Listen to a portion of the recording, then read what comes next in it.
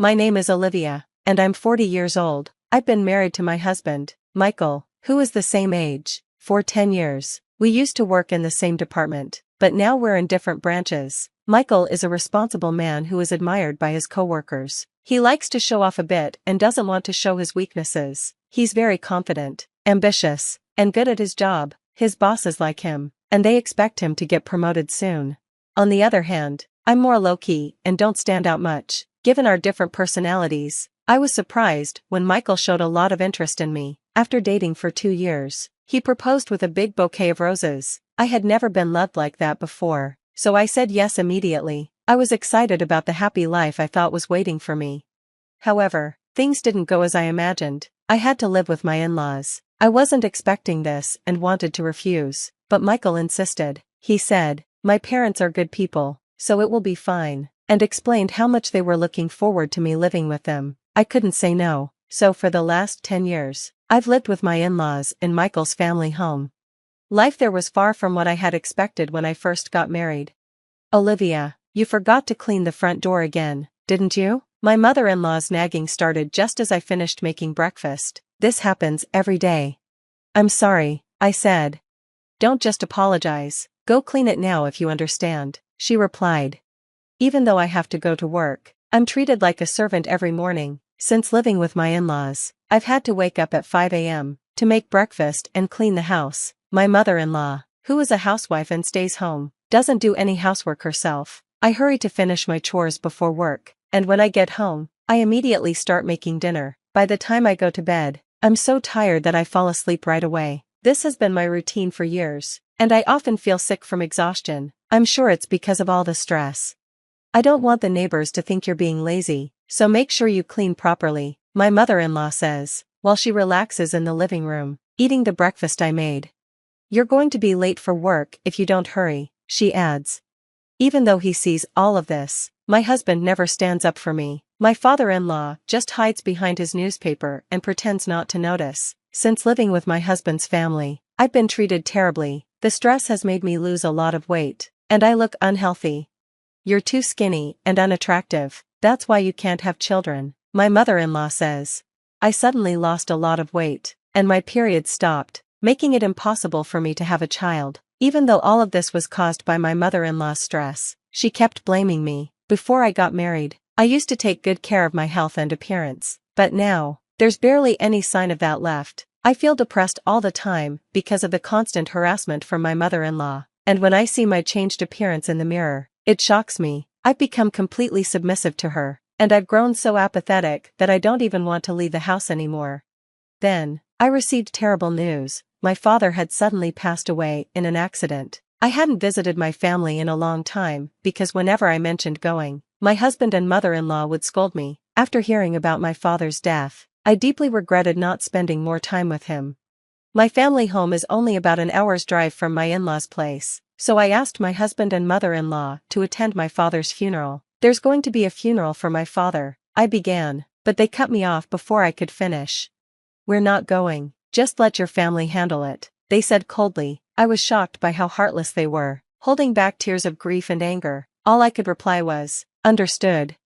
At my father's funeral, many people gathered. He was self-employed and had many connections, and everyone there was crying, showing how much he was loved. "Olivia, it's been a while, but what happened to you? You've lost so much weight," my mother said, shocked by how tired and worn out I looked. "Oh, it's nothing," I tried to brush it off. "You're not sick, are you? I can't bear to lose you too," she said, starting to cry, still emotional from my father's death. "I'm not sick, don't worry," I reassured her and took a break in the waiting room, but her question lingered. "If you're not sick, then what's wrong?" I thought about my interactions with my husband and mother-in-law. When I told them my father had died, they didn't say a single comforting word. As I thought about it, anger welled up inside me, and I decided to tell my mother the truth. Actually, I'd been dealing with what you could call bullying from my mother-in-law. "It's been wearing me out," I confessed, looking down. My mother peered into my face, concerned. "I'm relieved you're not sick, but this doesn't make me feel any better." "Is that why you haven't been coming to see me?" "Yeah," I nodded, feeling ashamed. Then, my mother handed me a piece of paper. Take a look at this and think carefully about what to do next, she said.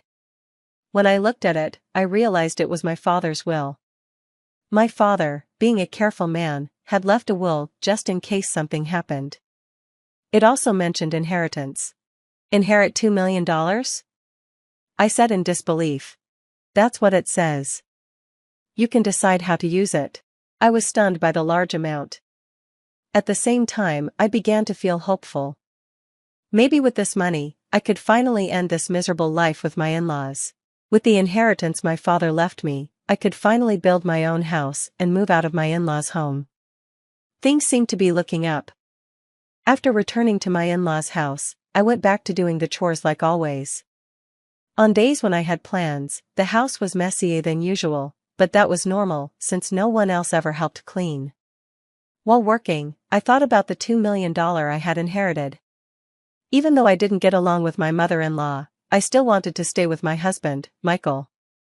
I decided to have an honest conversation with him about the inheritance and suggest we move out. There's something I want to talk about, I said after Michael's parents went to bed. We were finally alone. Talk about what? Michael asked. About my father. I've received an inheritance, I began. Oh? How much? He asked curiously. It's $2 million, I said, and Michael was shocked. Wait, what? $2 million? Michael couldn't hide his excitement. Yeah, 2 million, I confirmed. Michael was thrilled and said, That's incredible. He left you that much? I was about to discuss using the money to build a house, but before I could say anything, Michael interrupted with something shocking. We need to transfer that money to my mom's bank account right away, he said. I didn't understand what he meant. It sounded so absurd, I thought he was joking. No, why? The money is mine. That doesn't make sense, I said, laughing nervously. But Michael suddenly slammed the table, angry. What are you talking about? A wife's money belongs to her mother-in-law. He wasn't joking, he was serious, and I started to feel scared. I'm sorry, but I don't understand what you're saying, I said, confused. All I wanted was to suggest we build a house together, but Michael didn't let me speak. Instead, he kept insisting the money should go to his mother. I couldn't sleep that night, still in shock. The next morning, while I was making breakfast, Michael and my mother-in-law came to me with angry expressions. Olivia, I heard about the $2 million inheritance. You said you won't give it to me? Who do you think you are? My mother-in-law demanded. But I'm the one who inherited it, I tried to explain.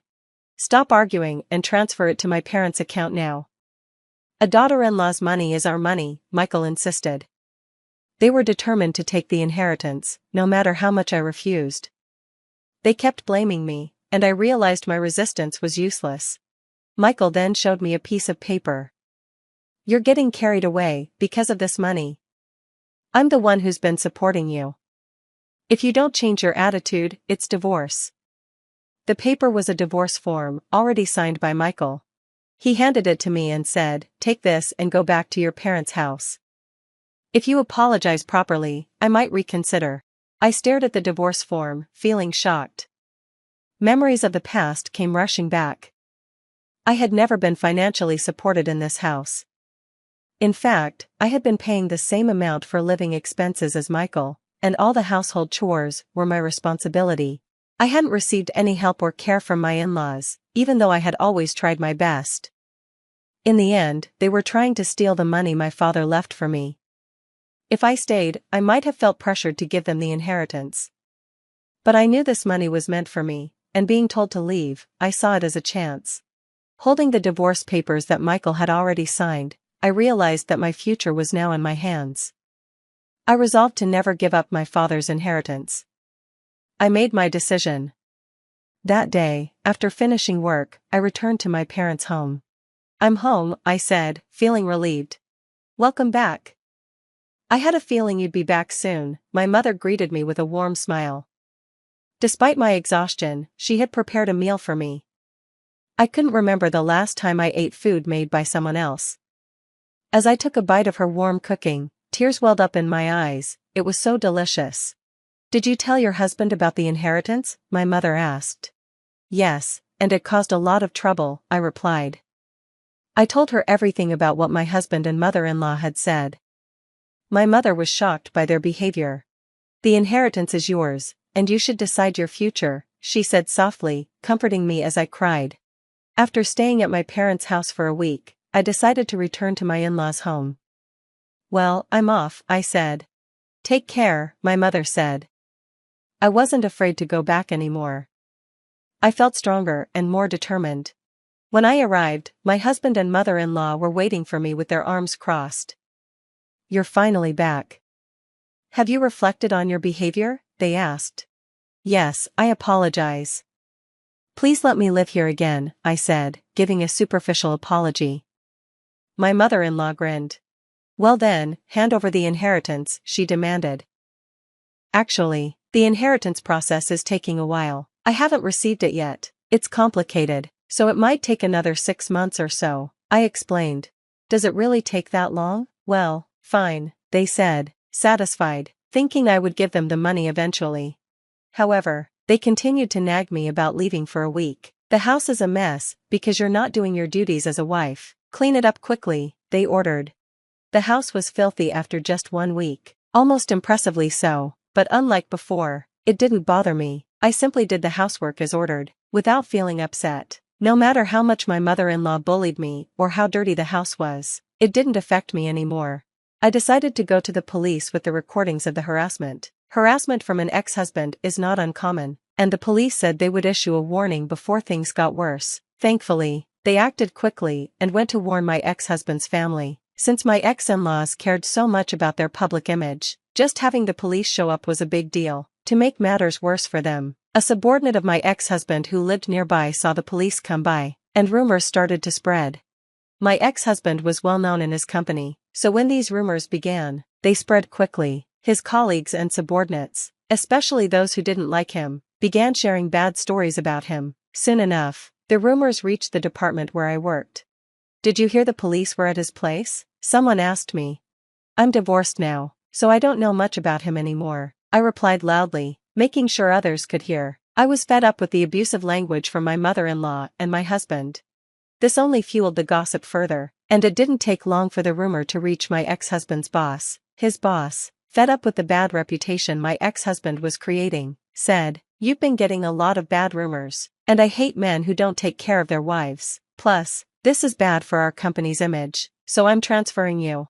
The transfer was harsh. My ex-husband was sent to a small branch in the worst-performing region, far away from the city. It was a place with no entertainment, a remote area some would call a landlocked island. This transfer meant that everything my ex-husband had worked for was ruined, and his chances of promotion were gone. He had no choice but to move. As for my ex-mother-in-law, she was likely shocked by her son's ruined reputation and could no longer live with him. She became reclusive, eventually developing depression, and there were even suspicions of dementia. She started causing problems at home, and my ex-father-in-law was left to take care of her.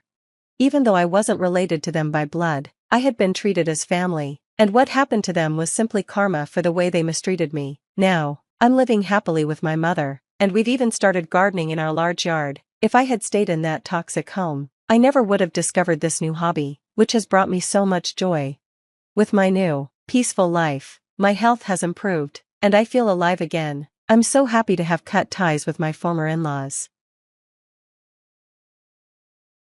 The thing about revenge is that it tastes better when served with a smile. That's what I kept telling myself as I sat at the head of the table in LeBlanc, surrounded by the people I thought I could trust most in the world. My name is Andrea, and this was supposed to be my 36th birthday dinner.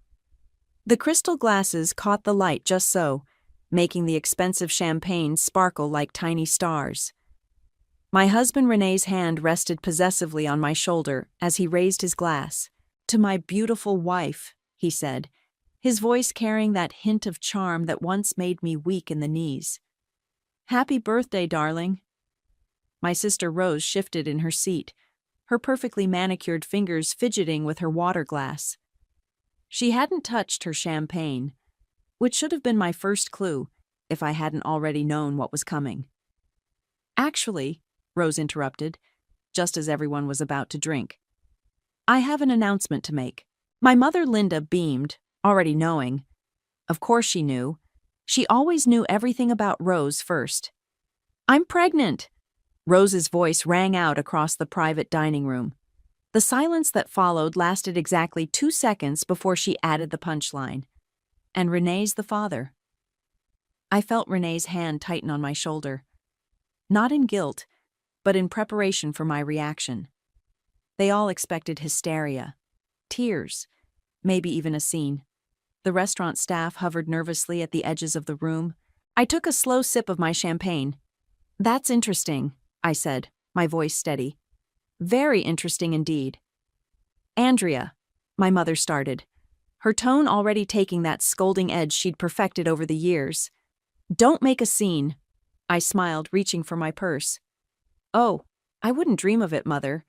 In fact, I have my own announcement to make." I pulled out a cream-colored envelope. "You see, I've been wondering why Renee and I couldn't conceive for the past 3 years." Rose's triumphant smile faltered slightly. Renee's hand left my shoulder. "Andrea, this isn't the time," he said quietly, warning in his voice. "Actually, it's the perfect time." I unfolded the medical report with careful precision, because according to Dr. Matthews at the fertility clinic, my dear husband has what they call a zoospermia, 0 sperm count. I looked directly at Rose. In layman's terms, he's completely infertile. The sound of Mary's fork clattering against her plate echoed through the room. Rose's face drained of color so quickly I thought she might faint. That's impossible," she stammered. "The test must be wrong." "That's what I thought too," I said, pulling out a second envelope. So I had him tested again. Different clinic, different doctor. Same result. I smiled at Renee, who had gone completely still beside me. "Would you like to see the dates, darling? Both tests were from last month. You had me tested without my knowledge?" Renee's voice shook with anger. "Oh, like you've been so honest with me?" I turned to face him fully. 3 years of trying. 3 years of you telling me maybe I was the problem. 3 years of watching you comfort my sister through her visits while I cried myself to sleep.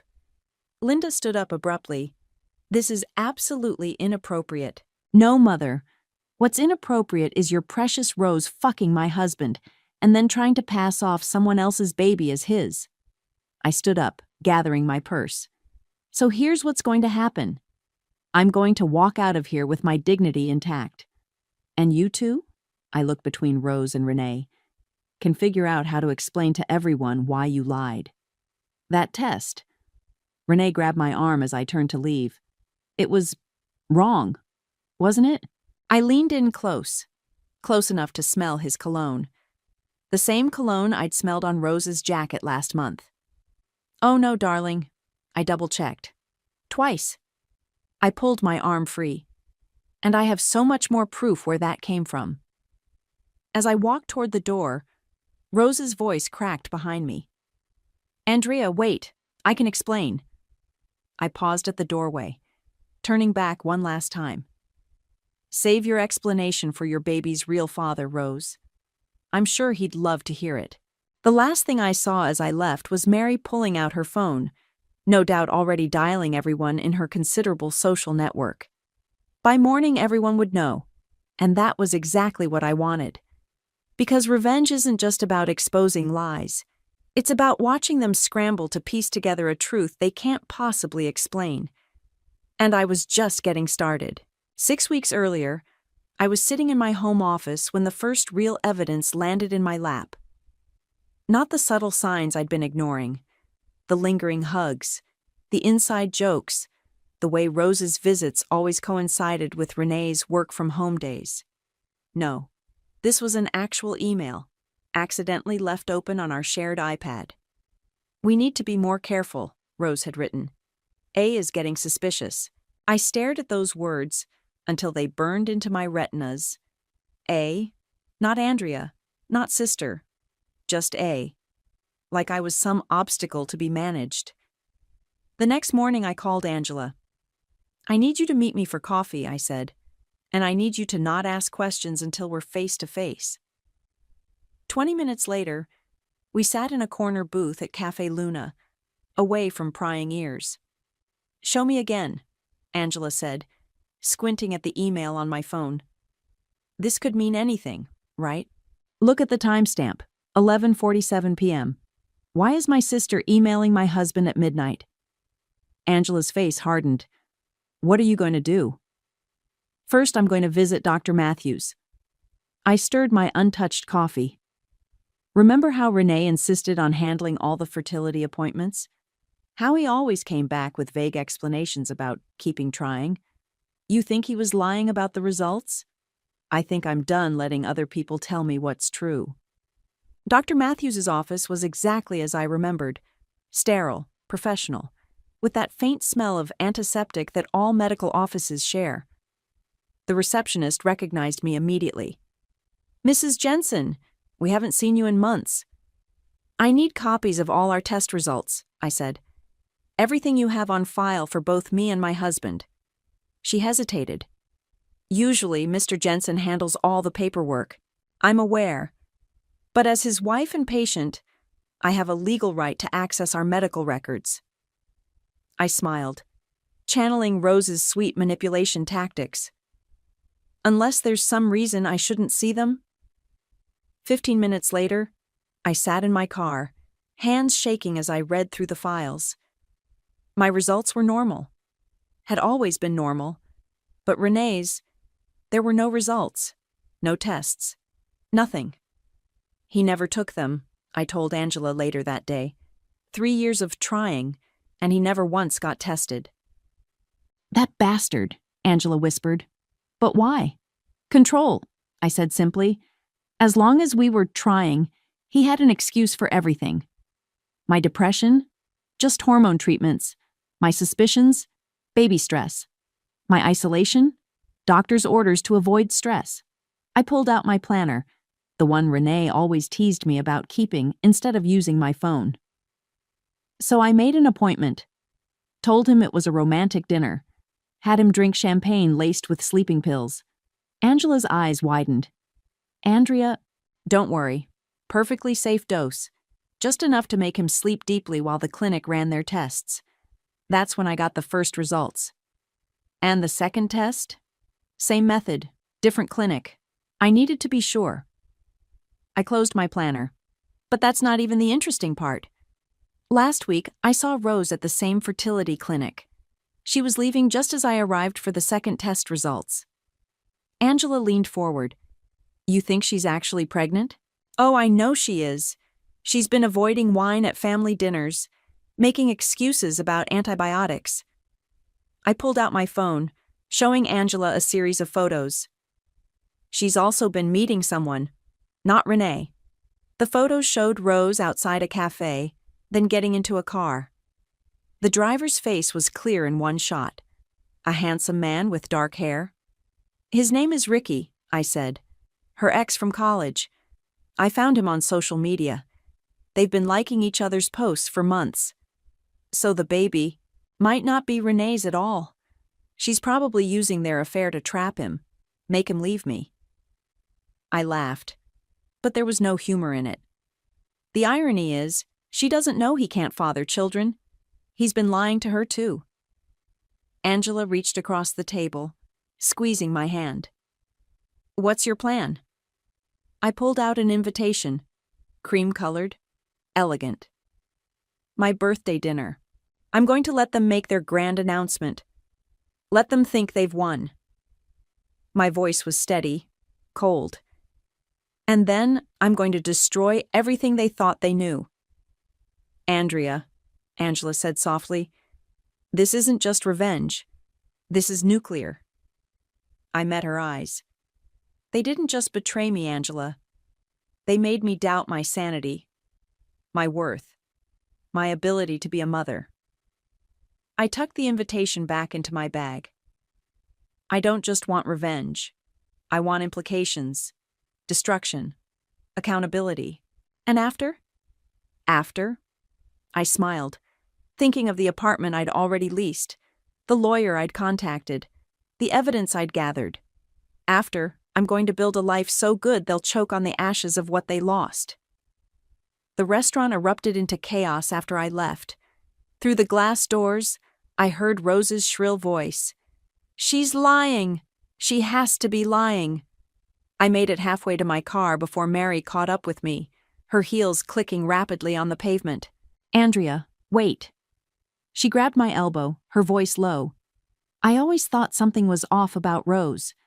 The way she'd hang around Renee's office parties, always touching his arm, laughing too loud at his jokes. "You knew?" I suspected, but I didn't want to see it. Mary glanced back at the restaurant. "What are you going to do now?" "Now? I'm going home to pack a bag." When I pulled into our driveway, Renee's car was already there. I found him pacing in the kitchen, phone in hand. "Where have you been? I've called you 6 times. I walked past him to the bedroom, pulling out the suitcase I'd hidden in the back of my closet weeks ago. "Andrea, stop. We need to talk about this." He followed me, hovering in the doorway. "That test. There must be some mistake. We can get another opinion." 3 years, I said, not looking at him as I packed. 3 years of watching me blame myself. Take medications. Go to therapy. All while you were fucking my sister. "It wasn't like that." "Then what was it like?" I finally turned to face him. "Explain it to me, Renee. Explain how you could watch me cry every month when my period came, knowing you couldn't get me pregnant even if you wanted to." His phone buzzed. Rose's face flashed on the screen. "You should answer that," I said, zipping up my suitcase. "Sounds like your girlfriend needs you." "Where are you going?" "Away from you." My phone vibrated as I drove. Rose had sent a series of messages. "We need to stick to our story." "She's bluffing." "Answer me." "You're ruining everything." I turned off my phone and drove to Angela's house. She was waiting on her porch with a bottle of wine and 2 glasses. "Mary called," she said as I sat down. "Apparently Rose had a complete meltdown after you left. Started screaming about how you've always been jealous of her." I took a long sip of wine. "Remember 2 months ago when I said I saw Rose at the fertility clinic?" "Yeah, I did more than just see her." I pulled out my phone and opened a photo. I followed her inside. The image showed Rose talking to a nurse, her hand resting on her still flat stomach. "She was there for a prenatal appointment," I said. "But get this, she used her old insurance card, the one from when she was still with Ricky." Angela's eyes widened. "Her ex?" "The same ex she's been secretly meeting for coffee." I showed her another photo, Rose and Ricky outside a cafe, his hand on her lower back. I found his profile. He's been posting cryptic messages about second chances and unexpected blessings. "Holy shit." Angela grabbed her laptop. "Let me look him up." While she typed, my phone lit up with a text from Mary. "Renee's telling everyone you're having a mental breakdown. Rose is backing him up." "Found him." Angela turned the screen toward me. "Look at his social media." There it was, a hidden folder on Ricky's profile. Photos of him and Rose from various dates over the past few months, carefully untagged, but not deleted. "The timestamps," Angela pointed out. "These are from right around when she would have gotten pregnant."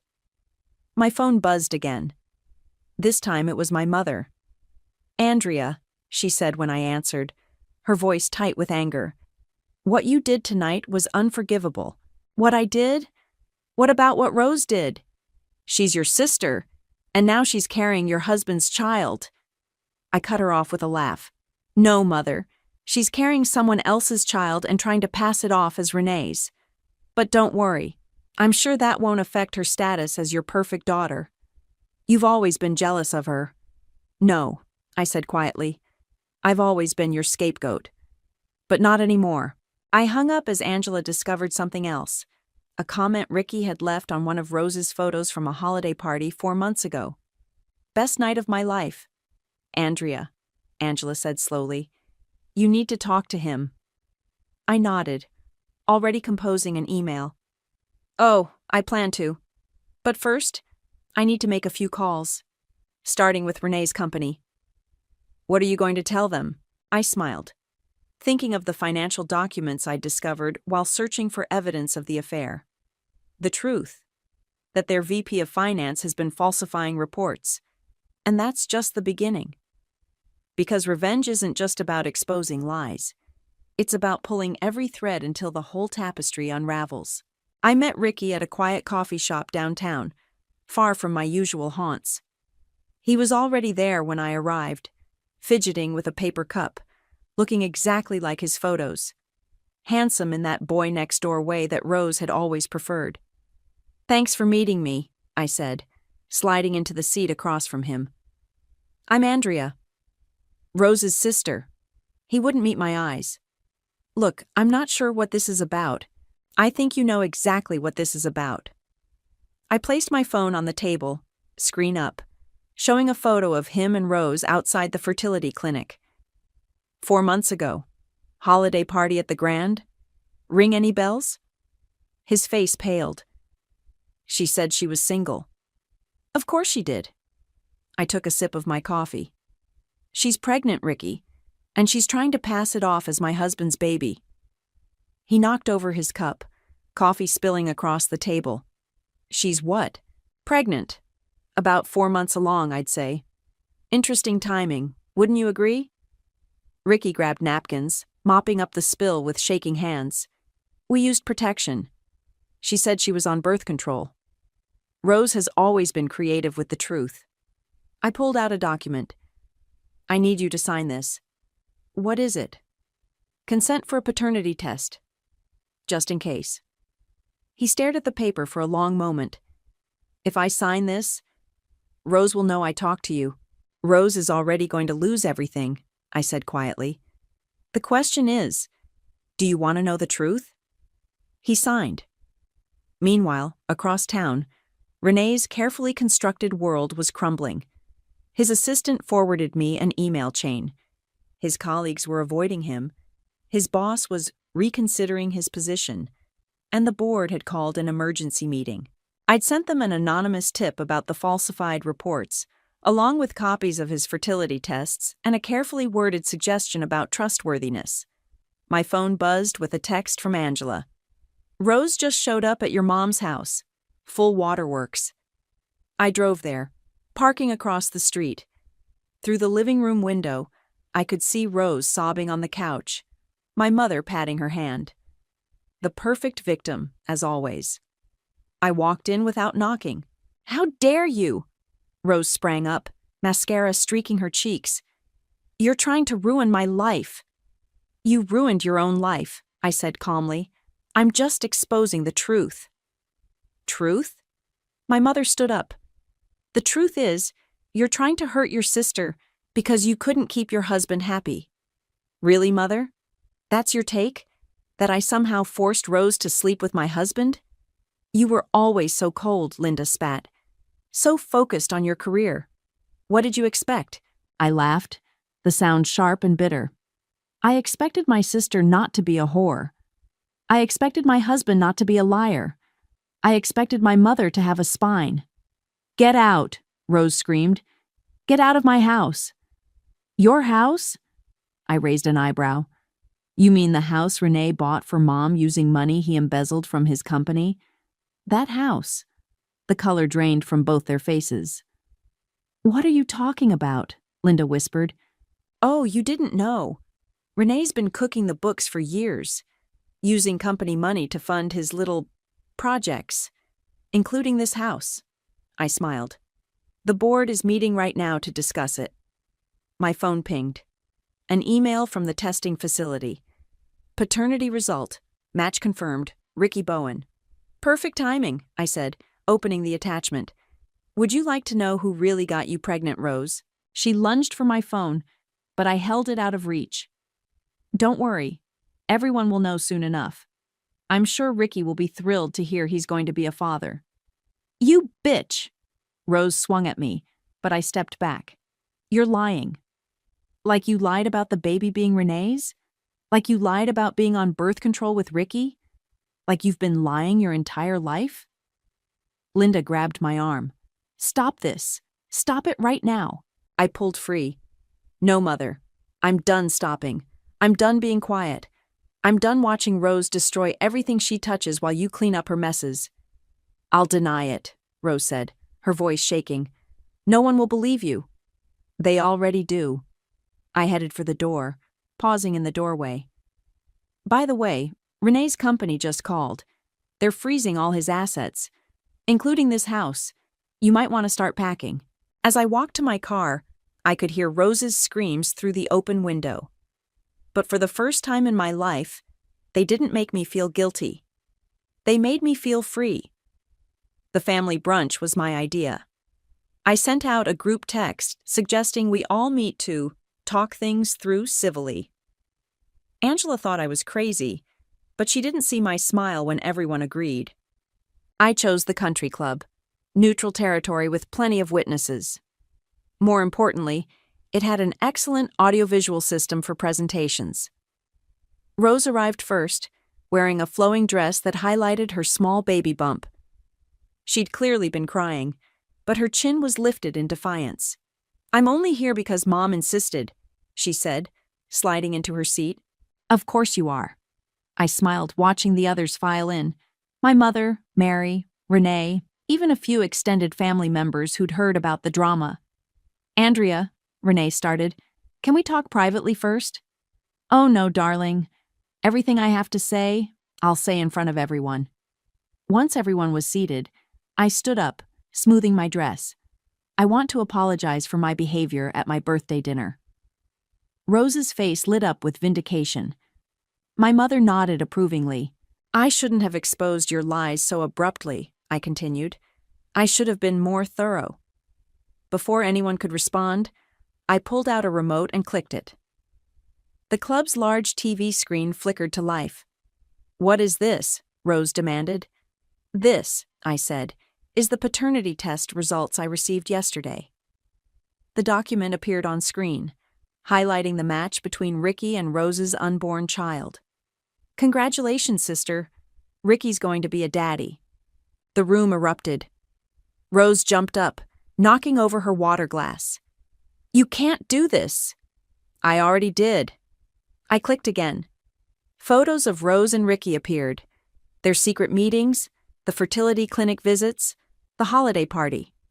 You remember Ricky, don't you, Renee? Rose's ex who she was sleeping with while trying to trap you? Renee stood up so fast his chair fell backward.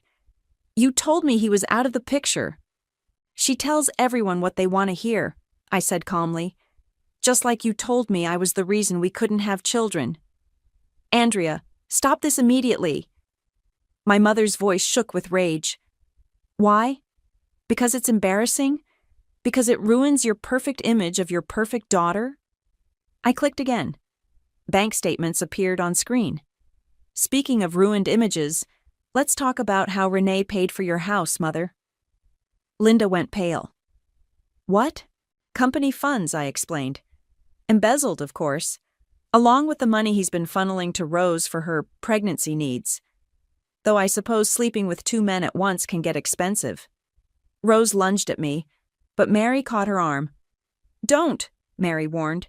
You've done enough damage. Me? Rose screamed. She's the one destroying everything. No, Rose.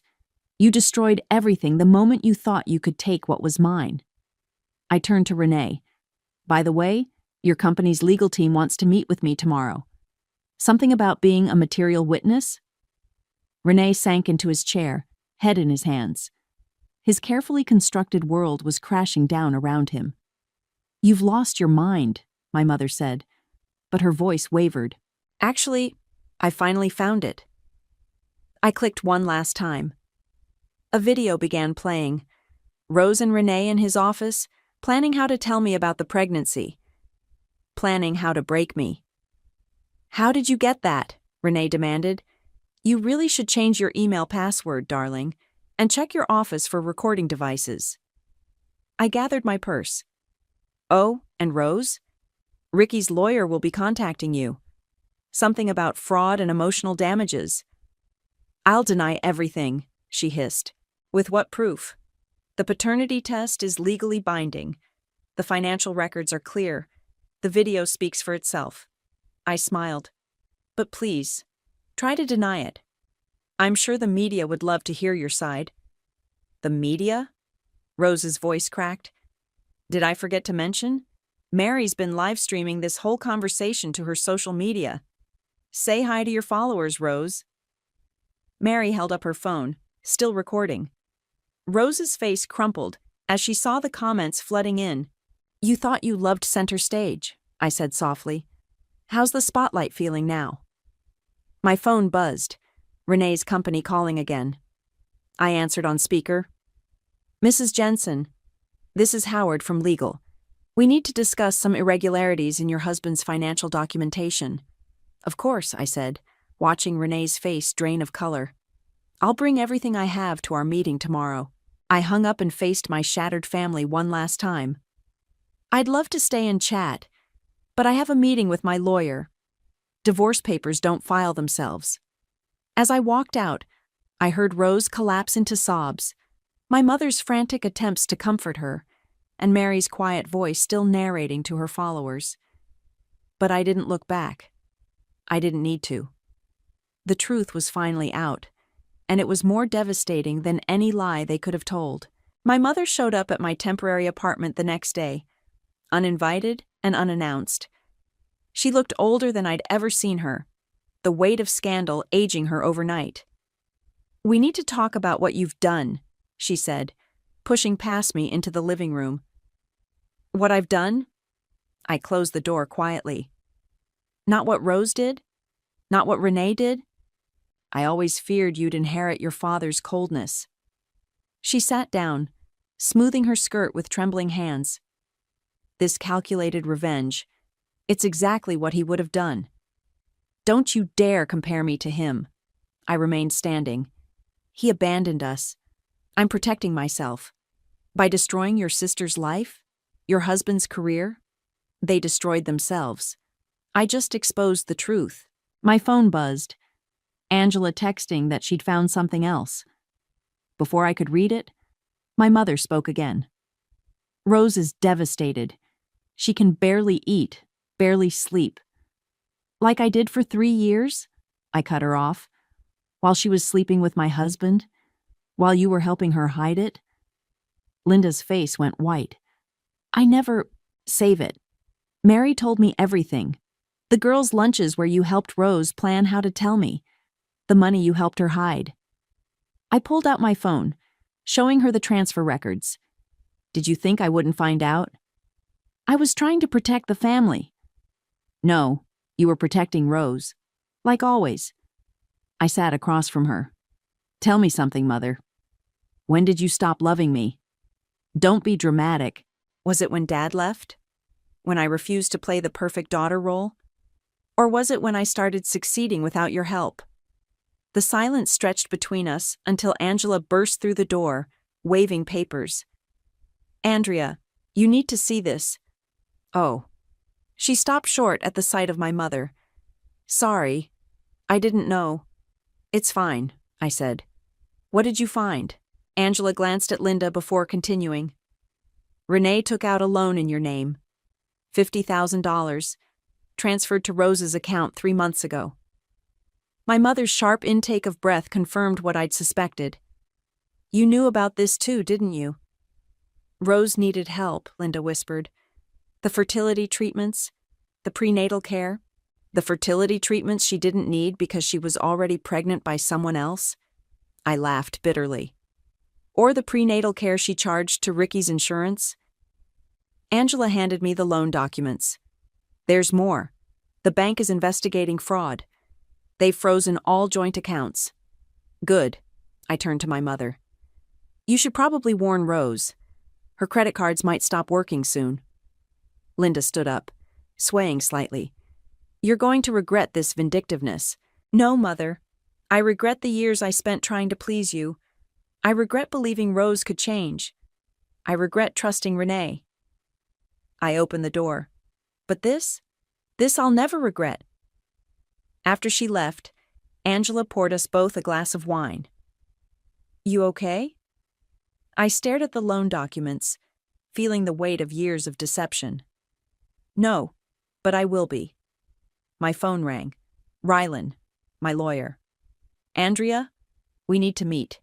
Now."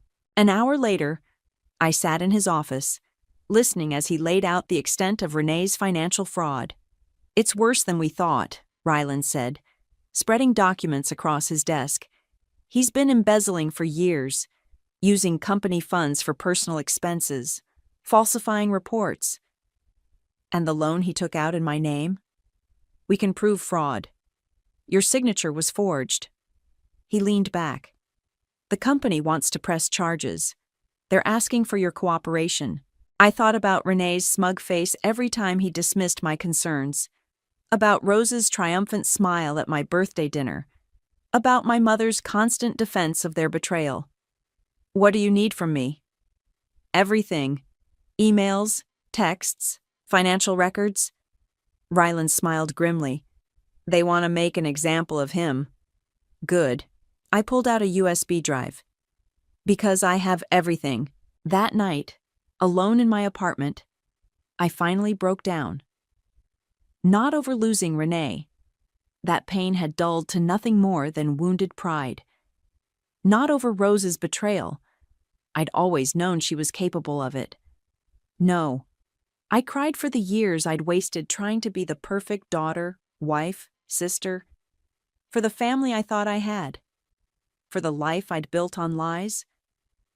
My phone lit up with a text from Angela. "Turn on the news." There it was. Renee's company announcing an internal investigation into financial fraud. Rose's social media accounts going dark after a flood of negative comments. My mother's country club membership being reviewed due to recent events. The carefully constructed facade was crumbling, and beneath it lay the ugly truth. They had all chosen their roles in this drama. Now they had to face the consequences of their performance. The security alarm woke me at 3 a.m. I was already reaching for my phone when I heard glass breaking downstairs. "Andrea!" Renee's voice slurred and angry. "I know you're here." I pressed the emergency button on my phone, the one Rylan had insisted I install after filing the restraining order. Then I called Angela. "He's here," I whispered. "Renee broke in." "Police are on their way," she said. "Don't engage. Stay in your room." But Renee was already stumbling up the stairs, his footsteps heavy and uneven. "You ruined everything," he shouted. "My job, my reputation, your ability to steal money," I called back, grabbing the baseball bat I'd started keeping by my bed. "Your chance to play happy families with my sister?" He appeared in my doorway, disheveled and reeking of alcohol. "You think you're so smart," he sneered. "But you're just a cold, bitter woman who couldn't keep her husband happy. And you're just a pathetic thief who couldn't keep it in his pants." I held the bat ready. "Get out before the police arrive." He lunged forward, but years of drunken behavior had slowed his reflexes. I dodged easily, bringing the bat down on his knee. He howled in pain, crumpling to the floor just as police sirens wailed outside. "You broke the restraining order," I said calmly, watching him writhe. "That's going to look great in court." The police burst in moments later, weapons drawn. Renee was still cursing as they cuffed him, reading him his rights over his drunken protests. "You'll want to add breaking and entering to the charges," I told the officers, pointing to my security cameras. "I have it all on video." The next morning, Angela arrived with coffee and news. "Rose's influencer status is tanking. She's lost half her followers overnight." "How tragic," I said, scrolling through the headlines. Maternity queen Rose Holland exposed in family scandal was trending. "She's been trying to damage control," Angela continued, "claiming it was all a misunderstanding, that you're mentally unstable." "Is that why she's been hiding from Ricky's lawyers?" I showed her an email from Rylan. "They're filing a civil suit. Apparently lying about paternity for financial gain is frowned upon." My phone buzzed. A text from Mary. Rose just tried to get into the country club. They revoked her membership. She had a meltdown in the lobby. Your sister always did love an audience, Angela said. Speaking of audiences, I pulled up a local news website. Renee's arrest was front-page news, complete with his mugshot and details of the financial investigation. Have you heard from your mother? She's been calling non-stop. I showed her my blocked calls list. Probably wants me to drop the charges against Renee. Save the family name. Some family. I decided to end this chapter where it began, at the cafe where I'd first seen Rose meeting Ricky. She was already there when I arrived, looking smaller somehow, her designer clothes replaced with plain maternity wear. Come to gloat? She asked as I sat down. No, I came to give you this. I handed her a gift bag. She opened it cautiously, pulling out a pacifier wrapped in newspaper clippings about her scandal. Her face crumpled. Why are you doing this to me? Because you need to understand something, Rose. I leaned forward.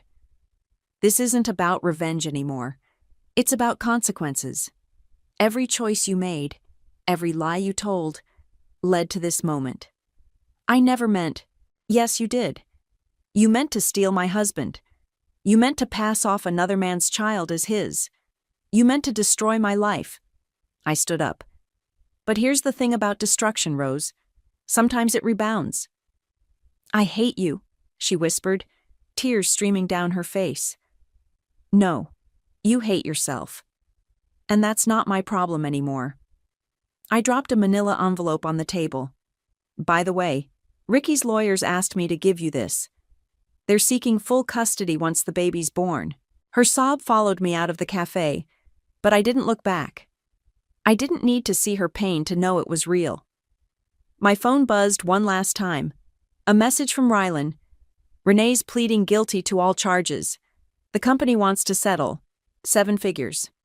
I smiled, thinking of the new life waiting for me. The freedom I'd fought for. The peace I'd finally found. Because sometimes the best revenge isn't just exposing the truth. It's watching karma do its work while you walk away clean. The moving truck pulled away from my new apartment, leaving me alone in a space that was finally, completely mine.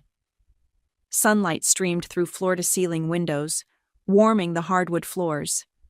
No traces of Renee. No echoes of Rose. Just peace. My phone buzzed. Angela arriving with housewarming wine. This place is gorgeous, she said, taking in the view of the city. How does it feel? Like freedom. I uncorked the bottle. Did you see the news? About Renee's sentencing? 8 years seems light considering what he stole. The money wasn't the point. I handed her a glass. It was the lies, the manipulation, the way he made me doubt myself for years. Speaking of manipulation, Angela pulled out her phone.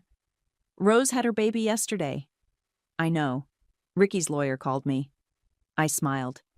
DNA test was done immediately. He's filing for full custody, given her unstable behavior and history of fraud. Your mother must be thrilled. Wouldn't know. Haven't spoken to her since she tried to bribe me to drop the charges against Renee. I sat on my new couch, running my hand over the soft fabric. She chose her side. Now she can live with it. The doorbell rang. Mary, carrying a plant in a thick envelope. Thought you might want to see this, she said, handing me the envelope. Renee's sister sent it. She found these while cleaning out his office. Inside were photos. Me and Renee in happier times, family gatherings, holidays. At the bottom was a letter from Rose to Renee, dated 3 years ago. She's too focused on her career. Too cold. You deserve better. We deserve better. They were planning this for years, I said quietly. And now they have nothing, Mary replied. Renee's in prison. Rose lost her baby to Ricky. Your mother's house is being seized as part of the settlement.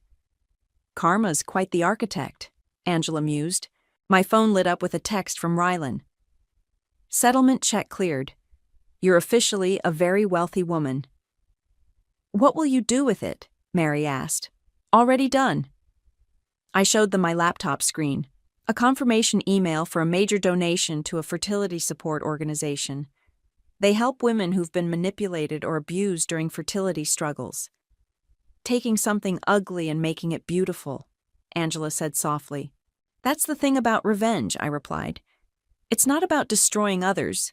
It's about rebuilding yourself." The doorbell rang again. This time it was a delivery, a large package from the fertility clinic where I'd first discovered Renee's lies. Inside was a letter. "Dear Ms. Jensen, we were moved by your story and your donation. We'd like to offer you our services, free of charge, whenever you're ready to start your own family, on your own terms." "Are you going to?" Angela asked. "Maybe, but not because I need a baby to be complete. Not because society expects it. Only if and when I choose." I walked to the windows, watching the sunset paint the city gold. Behind me, Angela and Mary chatted about dinner plans, their voices warm and genuine. Real friendship, not the fake support my family had offered. My phone buzzed one last time. Rose calling from an unknown number. I declined the call and blocked it. "You know what I learned from all this?" I said, turning back to my friends. They expected me to collapse, to break down, to need their version of love so badly I'd forgive anything. "But you didn't," Angela said. "No. Instead, I built myself a balcony to watch them fall." I raised my glass. "To karma." "To karma," they echoed. Later that night, alone in my new home, I found one last photo at the bottom of the envelope. Me as a child, smiling fearlessly at the camera. Before Rose's manipulation, before Renee's lies, before my mother's conditional love. I pinned it to my mirror, a reminder not of what I'd lost, but of what I'd found. My strength, my worth, my voice. Because sometimes the best revenge isn't just watching your enemies fall. It's rising so far above them that they become nothing more than a cautionary tale in your success story. I took one last look at the city lights before closing my curtains. Tomorrow would bring new challenges, new opportunities, new chapters. But tonight, in this space I'd carved out of their destruction, I was finally, completely at peace. Not because they'd lost everything, but because I'd found myself. The text message glared at me from my phone screen. "Miss Hall, please come to my office immediately." My stomach dropped. In 5 years at Morgan and Pierce, I'd never been summoned like this by Fernando. I'm Isla, and until today, I was a senior account manager who prided herself on perfect performance reviews. The corridor to Fernando's office felt longer than usual, each step echoing my racing heartbeat. His face was stone cold when I entered. "Sit down, Isla." "Is everything okay?" I asked, though clearly it wasn't. "We received a disturbing call this morning." Fernando's fingers drummed on his desk. "A woman claiming to be your sister informed us about your alleged substance abuse problem and frequent theft of office supplies." My world stopped spinning. "What?" "She provided detailed accounts of witnessing you stealing company property and attending client meetings while intoxicated." He slid a paper across his desk. "Given the severity of these allegations, we have no choice but to terminate your employment, effective immediately." "Fernando, this is insane. I've never—" My voice cracked. "My sister, Victoria?" He nodded grimly. "She seemed very concerned about your welfare." My hands trembled as I pulled out my phone calling Victoria. She answered on the third ring, her voice syrupy sweet. "Hey, sis, what's up?" "Why did you call my office?" I demanded, my voice echoing in Fernando's silent office. "Oh, that," she giggled. "That's just a little prank. Come on, you're always so serious about everything. Lighten up." "A prank? I just got fired." "Wait, what? No way. I thought they'd just give you a warning or something. Don't be dramatic." Fernando watched me with a mixture of pity and discomfort as I ended the call. I can prove she's lying, I pleaded. Check the security cameras, talk to my colleagues. Asla, he cut me off. Regardless of the truth, this has created a liability issue. The board has made their decision. Security will escort you to clear your desk. Walking past my colleagues' concerned faces, box in hand, I felt numb. 5 years of dedication ended because of my sister's idea of a joke. My phone buzzed with a text from Victoria. Sorry if you're mad, but maybe this is good timing for a career change. You were getting kind of boring anyway. Back home, I sat on my couch, staring at the family photo on my wall. Victoria beamed from the centre, as always, while I stood awkwardly at the edge. The golden child and the responsible one, roles we'd played since childhood. My phone rang. Mum. Isla, honey, Victoria told me what happened, she said, not bothering with hello. You really should learn to take a joke better. She didn't mean any harm. Mum, I lost my job. Well, maybe it's for the best. You were working too hard anyway. Victoria says there's an opening at her friend's boutique. Wouldn't that be nice? Working together? I pressed my fingers against my temples. I have a master's degree in business administration. Don't be snobby, dear. Family helps family. After hanging up, I opened my laptop and started updating my resume. My hands stopped shaking as determination replaced shock. Victoria had always gotten away with everything, from breaking my toys as kids to borrowing my car and crashing it in college. Our parents always dismissed her actions with, "That's just how she is." My phone pinged again. Victoria. Mum says you're being dramatic. It's not like you can't find another job. Unless you're not as smart as you think you are? I stared at her message, something shifting inside me. All these years, I'd swallowed my anger, played the bigger person, kept the peace. For what? To be sabotaged by my own sister. Opening my email, I began crafting applications to every major competitor of Morgan & Pierce. My sister wanted me to change careers. Fine, I'd change, but on my terms. Watch me, I whispered to the empty room, hitting send on the first application. Victoria had no idea what she'd just set in motion. For the first time in my life, I wasn't going to let this go. I wasn't going to accept her half-hearted apology and move on. My phone buzzed again, a group chat notification. Victoria was already spinning her version of events to our brother, Quinn, and our parents. I muted the chat and instead opened LinkedIn, connecting with every industry contact I had. They thought I was the boring, predictable one? Perfect. They'd never see it coming when I finally showed them exactly what their dramatic sister was capable of. Sometimes the best revenge isn't loud and messy. It's calculated, patient, and served cold. I smiled as another job application completed sending. Victoria had just taught me a valuable lesson. Family doesn't always mean loyalty. And I was about to teach her one in return.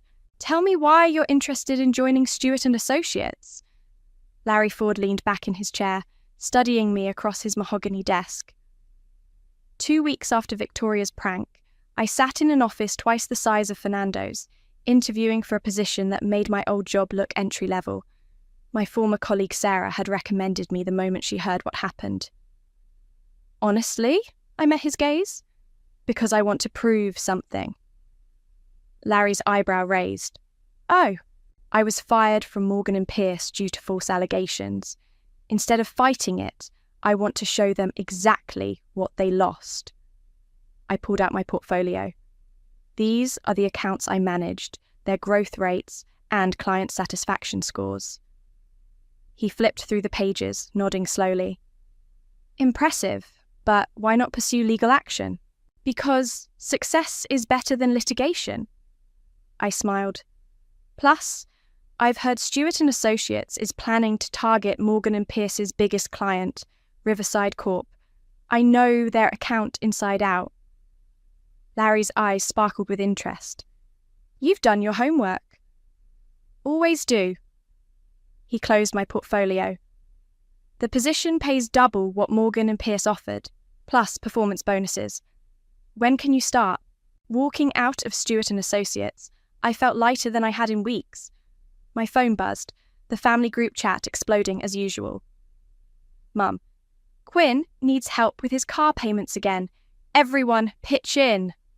Victoria, I'm broke, sorry, bro. Dad, your mother and I already helped last month. Quinn, come on guys, I'll pay everyone back. I was about to mute the chat again when a private message from Victoria popped up. Hey sis, heard you had a big interview today. Mum's worried you're aiming too high. Don't want you getting disappointed again. My thumbs hovered over the keyboard. Then I typed, actually, I got the job. Double my old salary. 3 dots appeared immediately. OMG. No way! That's amazing! Hey, random question. Could you help me with rent this month? Just until my commission comes through. Before I could respond, the group chat exploded again. Mum, Isla got a new job. Much better pay. Quinn, seriously? Sis, you're holding out on us. Dad, that's wonderful, sweetheart. Speaking of which, your mother and I are planning to renovate the kitchen. My phone rang. Quinn, hey, superstar, he said smoothly. So, about that car payment. Quinn, I haven't even started the job yet. Come on, you know I'm good for it. Remember when I covered for you that time you stayed out past curfew? We were teenagers, and you made me do your homework for a month in exchange. Details. Family helps family, right? I walked into my apartment, dropping my keys on the counter. Funny, where was that family spirit when Victoria got me fired? Ancient history. She feels terrible about that. Besides, it worked out better for you, didn't it? So, really, you should be thanking her. I nearly choked. Thanking her? Yeah. See, everything happens for a reason. So, about that loan. I'll think about it, I said, ending the call. My laptop sat open on my coffee table, still displaying the email confirmation from Stewart and Associates. Next to it lay a notebook where I'd started drafting those letters. One for each family member. Letters I'd been too scared to send. My phone buzzed again. Victoria had sent a screenshot of my new company to the group chat. Victoria, found Isla's new workplace. So fancy. Guess all those hours being a workaholic paid off. Mum, don't be mean, dear. Isla's just lucky. Quinn, lucky enough to help her favourite brother. Dad, we should celebrate. Isla can treat us to dinner at that new steakhouse downtown. I picked up my pen and pulled the notebook closer. The first letter was addressed to Victoria. Dear sister, it began. Let me tell you about luck. My hand moved faster now, the words flowing easily. They thought my success meant their meal ticket had arrived. They were about to learn otherwise. Every demand for money, every dismissive comment, every backhanded compliment, it was all going into these letters.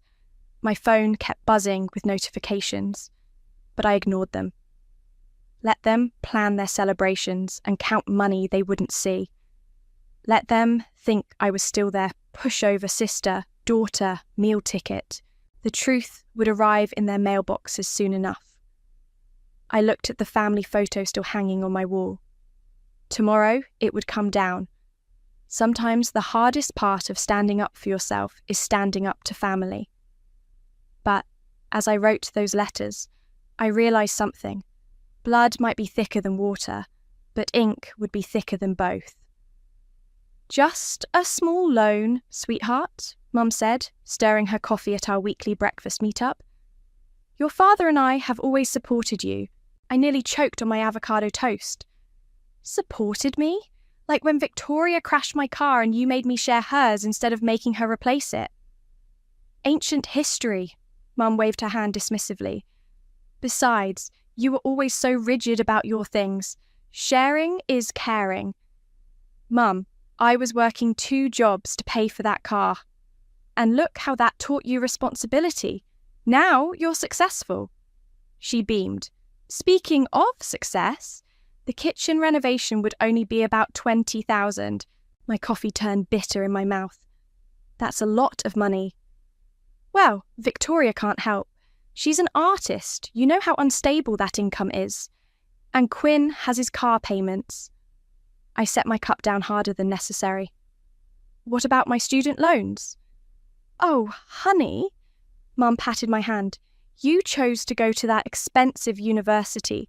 Nobody forced you. The memory hit me like a slap. 17-year-old me clutching my acceptance letter, while Mum consoled a crying Victoria who hadn't gotten in. Maybe you should go to community college first, Mum had suggested. Keep Victoria company. My phone buzzed. Quinn. Hey, sis, about that car payment. Getting some nasty calls from the bank. I turned my phone face down. Mum, I need to get to work. Already? But we haven't discussed the kitchen. Your father's getting estimates this afternoon. At the office, Larry stopped by my desk. Isla, the Riverside court meeting went better than expected. They're considering moving their entire portfolio to us. That's fantastic. It's all thanks to your insight. There's a substantial bonus coming your way. My computer dinged with an email from Victoria. Hey sis, heard about your bonus from Mum? She ran into Larry's wife at yoga. Quick favour, my art supplies store is having a massive sale. Could really use some sister support. I opened my drawer, pulling out the letters I'd brought to work.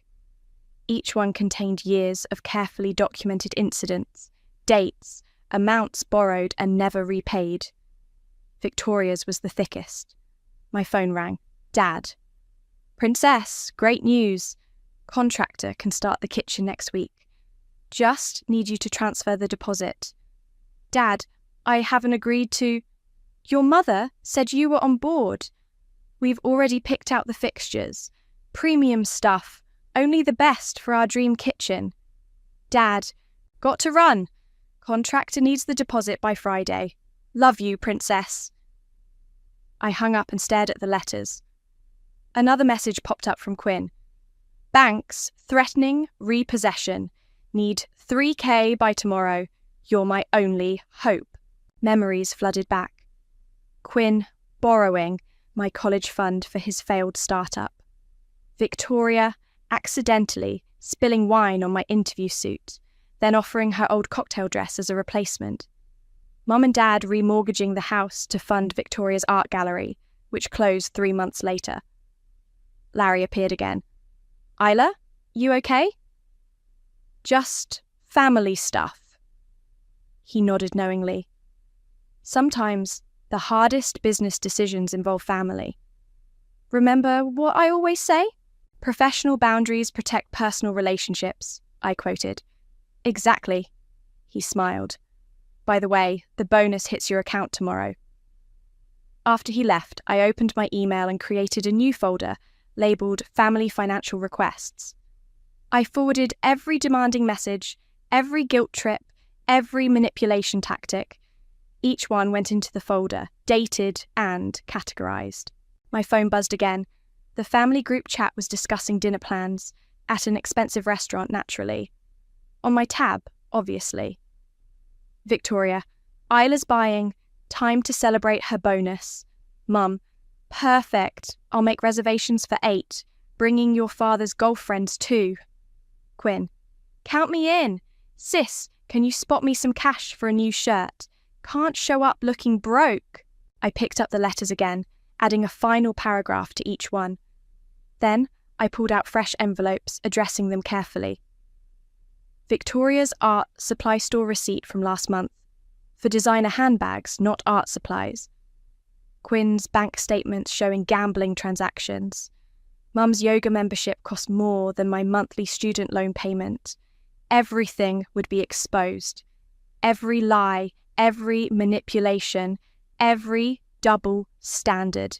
My hand shook slightly as I sealed the last envelope. Part of me wanted to shred them all, keep the peace, play my assigned role. But as I looked at my phone, still buzzing with entitled demands, I knew peace had always been an illusion. I stood up, letters in hand, ready to walk to the mailroom. They wanted my money. They'd get my truth instead. Sometimes the most expensive thing in life is letting people take you for granted. I was done paying that price. The postal worker raised an eyebrow at my stack of certified letters. Need signatures for delivery? Yes, I said firmly. I need to know exactly when they receive these. Back at my desk, I stared at the tracking numbers, my heart racing. 4 letters, 4 bombs of truth, ticking their way through the postal system. My phone lit up, Victoria calling. "Hey, sis!" Her voice dripped honey. "About dinner tonight." "I can't make it." I kept my voice neutral. "Deadline at work." "But Mum already made reservations. Everyone's coming.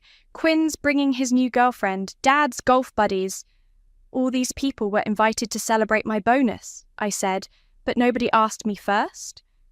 "Don't be difficult," Victoria sighed. "Family celebrates together." "Oh, and could you transfer me some cash before dinner?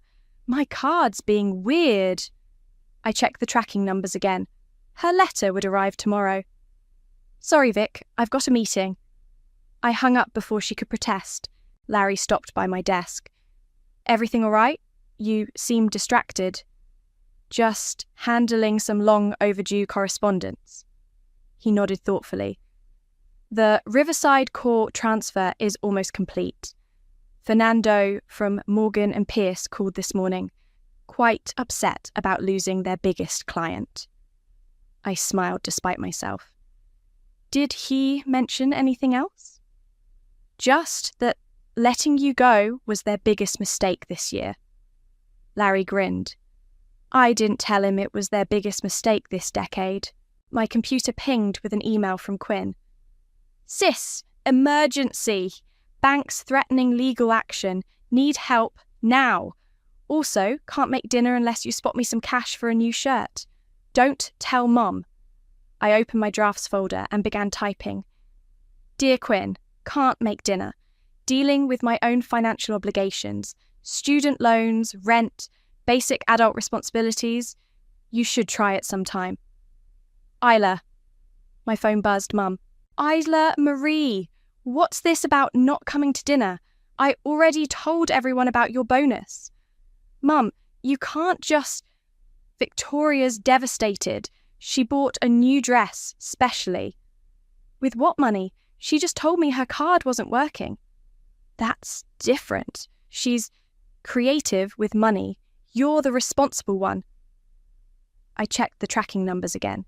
Mum's letter was already out for delivery. "I have to go, Mum. Big meeting." "Don't you dare hang up on..." I ended the call and switched my phone to silent. The first letter would be delivered any minute now. Opening my desk drawer, I pulled out copies of everything I'd sent. Bank statements showing Quinn's gambling debts, screenshots of Victoria's luxury purchases while claiming poverty, parents' credit card statements revealing their reckless spending. My computer dinged again. Dad this time. "Princess, your mother's upset. Call her immediately. P.S. Contractor needs that deposit today." I drafted another email. "Dear Dad, no deposit, no dinner, no more enabling. Check your mailbox. Isla." Larry appeared again. "Isla, got a minute? Board wants to discuss your promotion." "Promotion? The Riverside account's just the beginning. We're thinking junior partner." My phone screen lit up with texts. Mum. "Isla Marie, answer your phone." Quinn. "Banks sending collectors." Victoria. "Can't believe you're bailing on dinner? So selfish." Dad. "Called contractor. He's waiting." I silenced them all and followed Larry to the conference room. Behind me, my computer showed the tracking update I'd been waiting for. Delivered, signed by Hazel Hall. The first letter had arrived. I sat through the board meeting in a strange calm, discussing strategy and growth projections while imagining Mom opening that envelope. By now, she'd be reading about every time she'd dismissed my achievements, every double standard, every manipulation. My phone kept lighting up, but I didn't check it. Let them read. Let them realize. Let them face their own reflections in the mirror I'd crafted from years of receipts, screenshots, and carefully documented lies. Back at my desk, I had 37 missed calls and counting. The second letter would arrive within hours. Dad's turn to face the truth. Larry stopped by one last time. "Everything okay? Your phone's been buzzing non-stop. Just family learning some hard lessons about accountability." He nodded sagely. "Sometimes the kindest thing we can do is stop protecting people from the consequences of their own actions." I glanced at my silent phone, imagining the chaos unfolding at my parents' house. Tomorrow, Victoria and Quinn would get their letters. The full set would be complete. The truth was in the mail, and there was no returning to sender. The first voicemail came at 6:43 a.m. Mum's voice trembled with rage. "How dare you? How dare you keep records like some accountant? We're your family." I deleted it and sipped my coffee, watching the sunrise from my apartment window. The second letter would reach Dad any minute now. My phone buzzed again. Quinn this time. "Mom's having a meltdown. What did you do?" Before I could respond, Victoria's message popped up. "OMG, you're actually insane. Mum's crying. Dad's not speaking. Is this because I didn't get you a birthday present last year? So petty." The tracking app updated. Delivered, signed by Axel Hall. My office phone rang. Larry's name flashed on the display. "Isla, your mother's in the lobby." My stomach dropped. "What? Should I have security escort her out?" "No, I'll handle it." I grabbed my laptop and headed downstairs. Mom stood in the middle of the lobby, clutching my letter, her yoga outfit clashing with the corporate atmosphere. "You ungrateful child." "Mum, this is my workplace." "Oh, now you're embarrassed? After sending this manifesto of lies?" I guided her toward a quiet corner. "Everything in that letter is true. I have proof." "Proof?" She waved the papers. "You kept receipts from 10 years ago. Who does that?" "Someone who knew this day would come. Your father can't even look at me. 23 years of marriage, and he never knew about the secret credit cards. Or the second mortgage you took out for Victoria's gallery." Her face reddened. "She needed that opportunity. And I needed my college fund that Quinn gambled away. Funny how my needs never seemed urgent enough." "We raised you better than this," she hissed. "Family doesn't keep score." "No, family doesn't play favourites. Family doesn't gaslight. Family doesn't..." My phone buzzed. Dad's message appeared. "Your mother's hysterical. Fix this, now." Another notification. Victoria's letter had been delivered. Mum's phone chimed. She checked it and went pale. "Victoria's threatening to move to Europe. See what you've done?" "Let me guess. She needs money for the plane ticket." "She's sensitive, creative. You've always been jealous of her spirit." Security was watching us now. I lowered my voice. "Mum, go home. Read the letter again. Really read it." "I will not." "Mrs. Hall," Larry appeared beside us. "I'm afraid I'll have to ask you to leave. We're about to start a board meeting." Mum straightened her yoga pants. "Of course. My daughter's very important now. Too important for family." As security escorted her out, my phone exploded with notifications. Victoria had posted on social media. "Some people can't handle others' success. Booking a one-way ticket to Paris. Need support from real family." Quinn replied immediately. "This is messed up, sis. But since you're burning bridges, can I get that loan before you go nuclear? Bank's seriously on my case." Dad sent a simple text. Your mother's blood pressure is your responsibility now. I walked back to my office, hands shaking slightly. Larry followed. Family drama? Something like that. Take the afternoon off if you need it, but first... He smiled. The board approved your promotion. Junior partner, effective immediately. My phone buzzed again. Victoria. OMG, just got your psycho letter. Recording everything for my lawyer. Hope you're happy now that you've destroyed this family. P.S. Still need help with art supplies if you're done being crazy. I declined the call and turned to Larry. Actually, I think I'll stay. We have that strategy meeting at 2, right? He nodded approvingly. That's why you're partner material. You know how to prioritize. Back at my desk, I opened my email to find 67 new messages from family members. Subject lines ranged from, how could you, to, before you cut me off completely. The final tracking update appeared. Quinn's letter had arrived. Within minutes, the family group chat exploded. Victoria. She exposed everything. My shopping, Quinn's gambling, Mom's secret cards. Quinn. Those bank statements were private. This is illegal. Mum. We need to meet. All of us. Tonight. Dad. Agreed. Isla, you will be there. I typed a single response. No.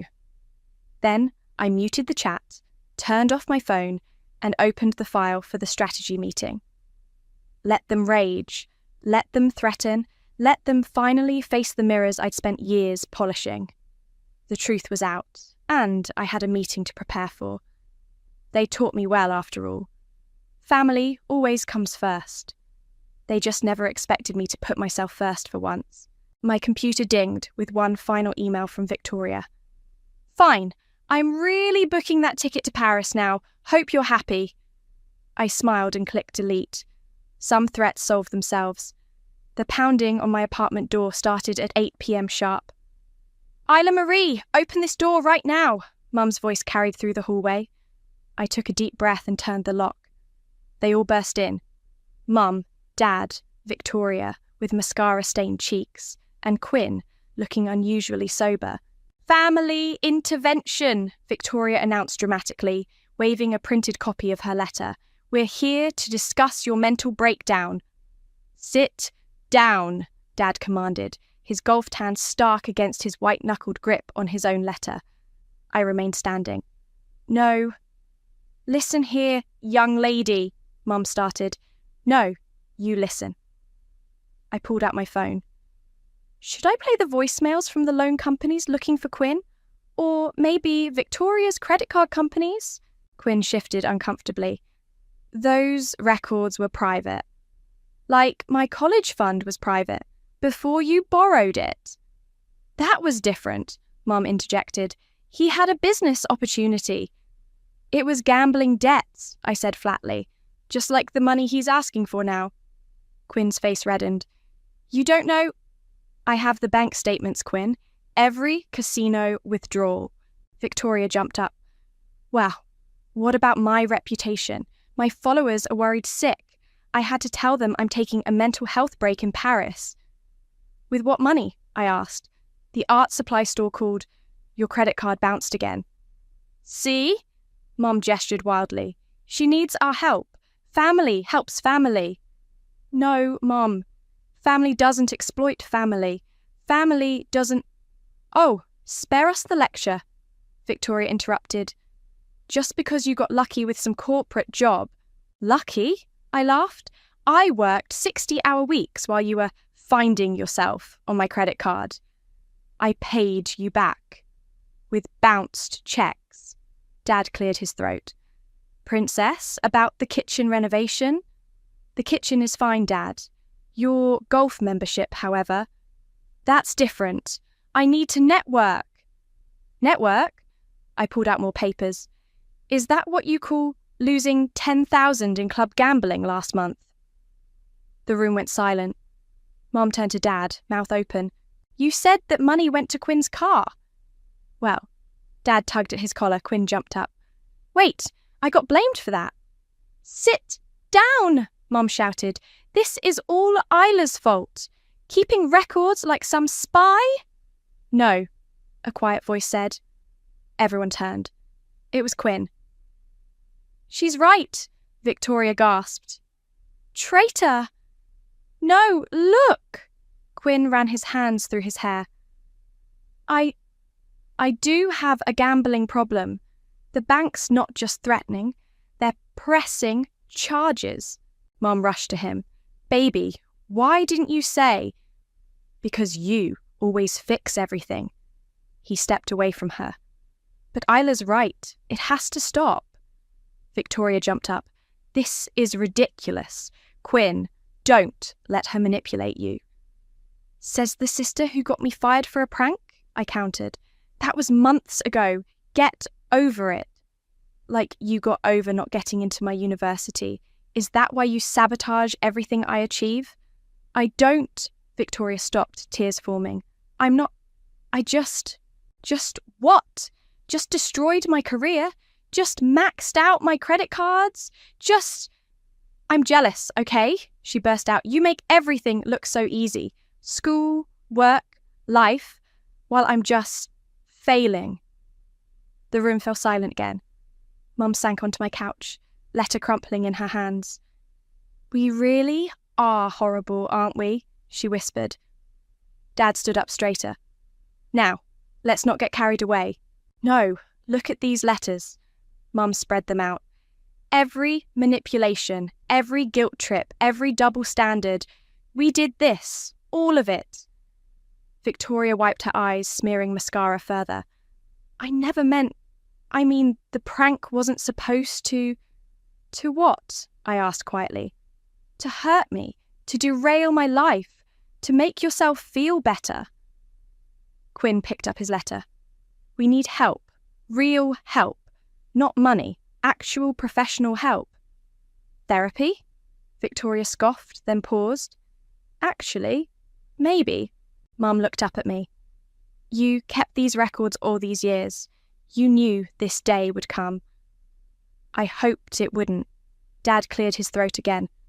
The contractor, I should probably cancel. Probably, I agreed. They left one by one. Quinn first, clutching a business card for a gambling addiction counsellor. Victoria next, makeup completely ruined, mumbling about cancelling her Paris posts. Dad slipped out quietly, already on the phone with his golf club. Mom lingered at the door.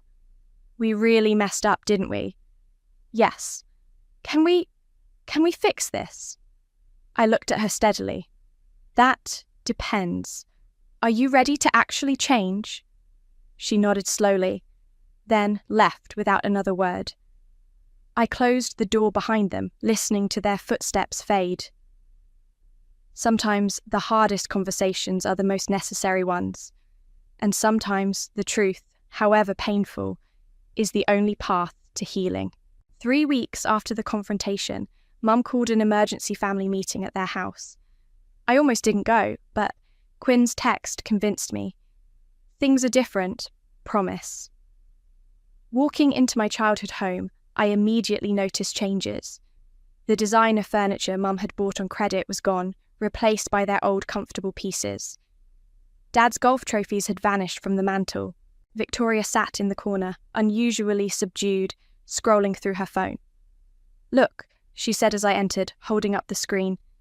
She'd posted, "Time to get real with my followers. No more fake Paris plans. Starting therapy and facing my truth. Authentic life sucked through harsh growth." Quinn arrived next, carrying a folder of papers. First NA meeting was yesterday, he said quietly. Should have done this years ago. Mum and Dad emerged from the kitchen, carrying coffee cups instead of their usual wine glasses. Sit, everyone, Mum said, her yoga designer outfit replaced by simple jeans and a sweater. We need to talk about changes.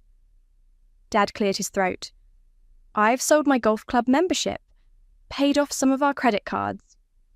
And I've cancelled my spa memberships, Mum added. We're seeing a financial advisor. Victoria looked up from her phone. I got a real job, like with actual hours and everything. Doing what? I asked, trying to keep the skepticism from my voice. Administrative assistant at an art gallery. She managed a small smile. Not running it, just learning the business properly this time. Quinn opened his folder. I've worked out payment plans with the banks. It'll take years, but... He looked at me. I'm not asking for loans anymore, promise. We're all in therapy, Mum said. Separately, and we're starting family sessions next week. She paused. If you'd consider joining us? I sat back, studying their faces. The usual manipulation was missing from their eyes. Instead, I saw something new. Accountability. I'll think about it. Dad stood up. There's something else. He walked to the hall closet and returned with a box. We found these while clearing out the credit card purchases. Inside were my old report cards, academic awards, newspaper clippings of my business competition wins, things I thought they'd never kept. We did notice, Mum said softly.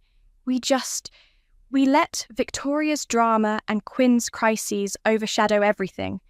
It was easier than admitting we were failing as parents. Victoria moved to speak, but the doorbell interrupted. Oh, Mum looked flustered. That must be... Larry Ford walked in carrying a folder. What's he doing here? I stood up. Sit down, Isla, Larry said kindly. Your family called me last week. They wanted to understand exactly what they almost cost you. He opened the folder. Should I tell them about the partnership track you're on? The clients you've brought in? The fact that 3 other firms have tried to headhunt you?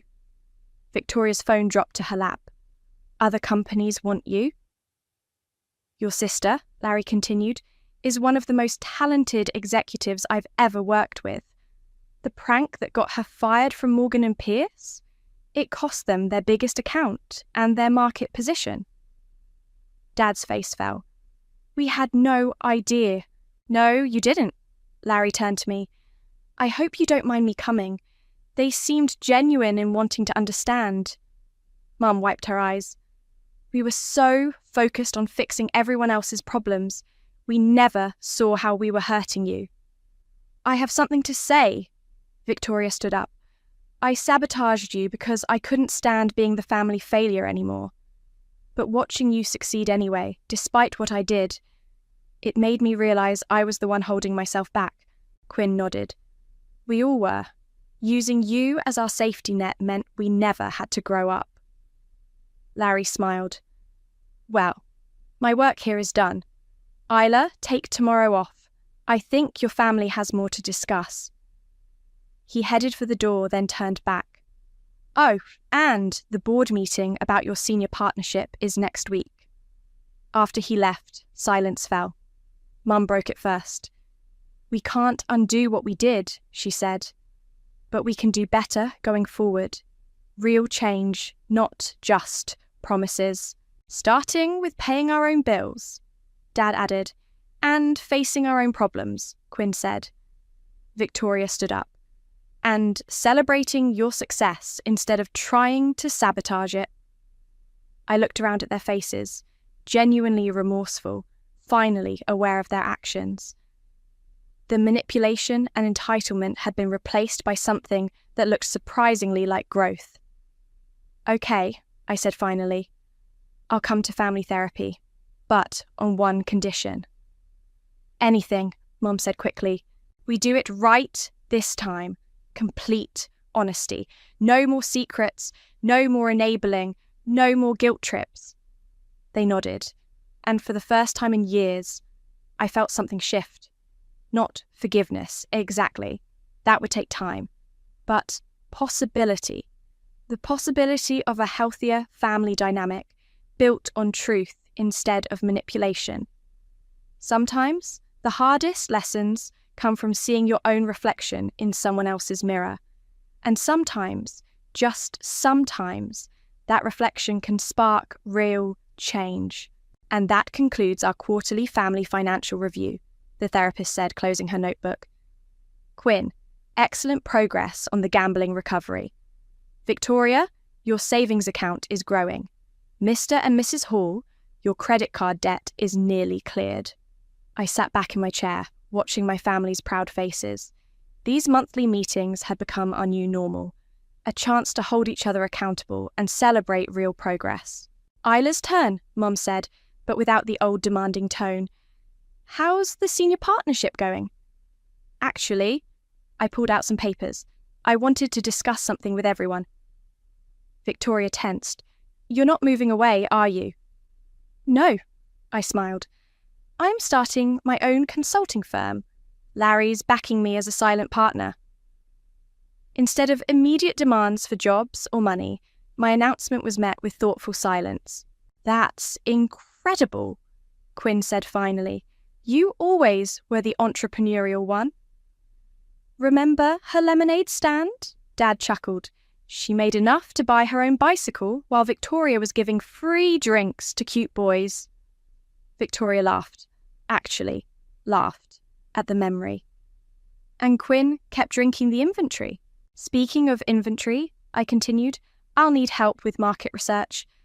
Victoria, your social media expertise could be useful. Paid consultancy, of course. Proper contract and everything. Her eyes widened. You trust me? After everything? You've earned it. Your gallery work shows you've changed. Mum started to speak, probably to suggest Dad's involvement, but caught herself. That's wonderful, dear. Let us know if you need anything. Emotional support, not money, she added quickly. The therapist smiled. This is excellent progress. Shall we discuss holiday plans? Last year's boundaries worked well. Actually, Quinn spoke up, I have an announcement too. He pulled out his 9-month sobriety chip. The bank agreed to drop charges since I've stuck to the payment plan. And I'm leading a support group for other gambling addicts. Dad reached for his wallet, an old habit, then stopped himself. Instead, he simply said, I'm proud of you, son. Victoria raised her hand like a schoolgirl. My turn. The gallery offered me a promotion. Assistant manager with a real salary. No more exposure payments or commission-only tricks. That's wonderful, Mum beamed, then turned to me. Isla, remember when you said we needed to face our true reflections? You were right. These meetings, the therapy, the accountability, it saved our family. Speaking of accountability, Dad added, the house is officially mortgage-free. No more secret loans or credit cards. The therapist made a final note. This seems like a natural conclusion to our family sessions. You've all developed healthy boundaries and communication skills. Would you like to schedule follow-ups quarterly instead of monthly? We looked at each other, a silent understanding passing between us. The old dynamics were gone. No more enabler and enabled, no more golden child and scapegoat, no more manipulation and guilt. I think we're ready, I said. Outside the therapist's office, Victoria grabbed my arm. Hey, about that social media consultancy. I actually have some ideas. Real ones, not schemes. Could I pitch them to you? Over coffee, maybe? I'd like that. Quinn checked his watch. Got to run, leading a meeting tonight. Dad, need a ride to your book club? Dad nodded. The golf clubs had been replaced by a passion for reading, a much cheaper and healthier hobby. Mum hugged me, a real hug without the old passive-aggressive pat. Dinner this Sunday? I'm cooking. Nothing fancy, just family time. Sure, Mum, I'll bring dessert. As they left, I checked my phone. A message from Larry. Board approved your resignation. Ready to be your own boss? I looked up at my family getting into their separate cars, each going to their own lives, their own responsibilities, their own achievements.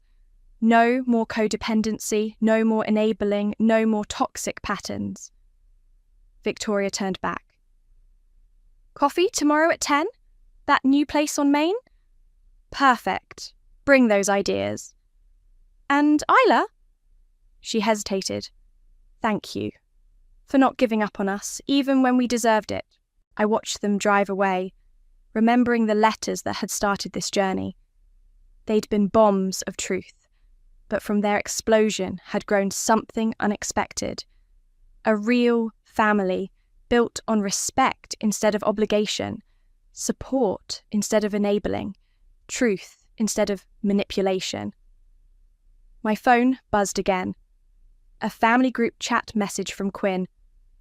Proud of everyone today. We've come so far. Mum replied with a simple heart emoji. No guilt trip, no demands, just love. I smiled and typed, "See you Sunday." Sometimes the hardest letters to write led to the best endings, and sometimes the truth, however painful, sets everyone free. The smell of old cardboard and mothballs filled my nose as I sorted through yet another dusty box in my parents' attic. My mother's voice drifted up from below, that familiar tone of gentle disappointment that had become her default when speaking to me. "Rebecca, dear, you don't have to do this today. I know you're busy with work. I am Rebecca Jackson, and at 38 years old, I was still trying to be the good daughter, even after everything." "It's fine, Mom," I called back, carefully stacking photo albums to one side. "You said you wanted to declutter before the renovation." My fingers brushed against something leather-bound at the bottom of the box. A diary. No, several of them, tied together with a faded ribbon. My mother's neat handwriting marked the dates. 1998-2002. The years everything changed. I quickly buried them under some old sweaters. Something told me these weren't meant for the donation pile. "Becca?" My sister Lily's voice now, sweet as honey. "Mom says dinner's almost ready." I descended the attic stairs to find Lily standing there, perfect as always in her cream cashmere sweater. At 35, she still managed to look like the fragile teenager our parents had spent decades protecting. "You've got dust in your hair," she said, reaching out as if to brush it away. I stepped back, avoiding her touch. The dining room was a museum of forced smiles and unspoken tensions.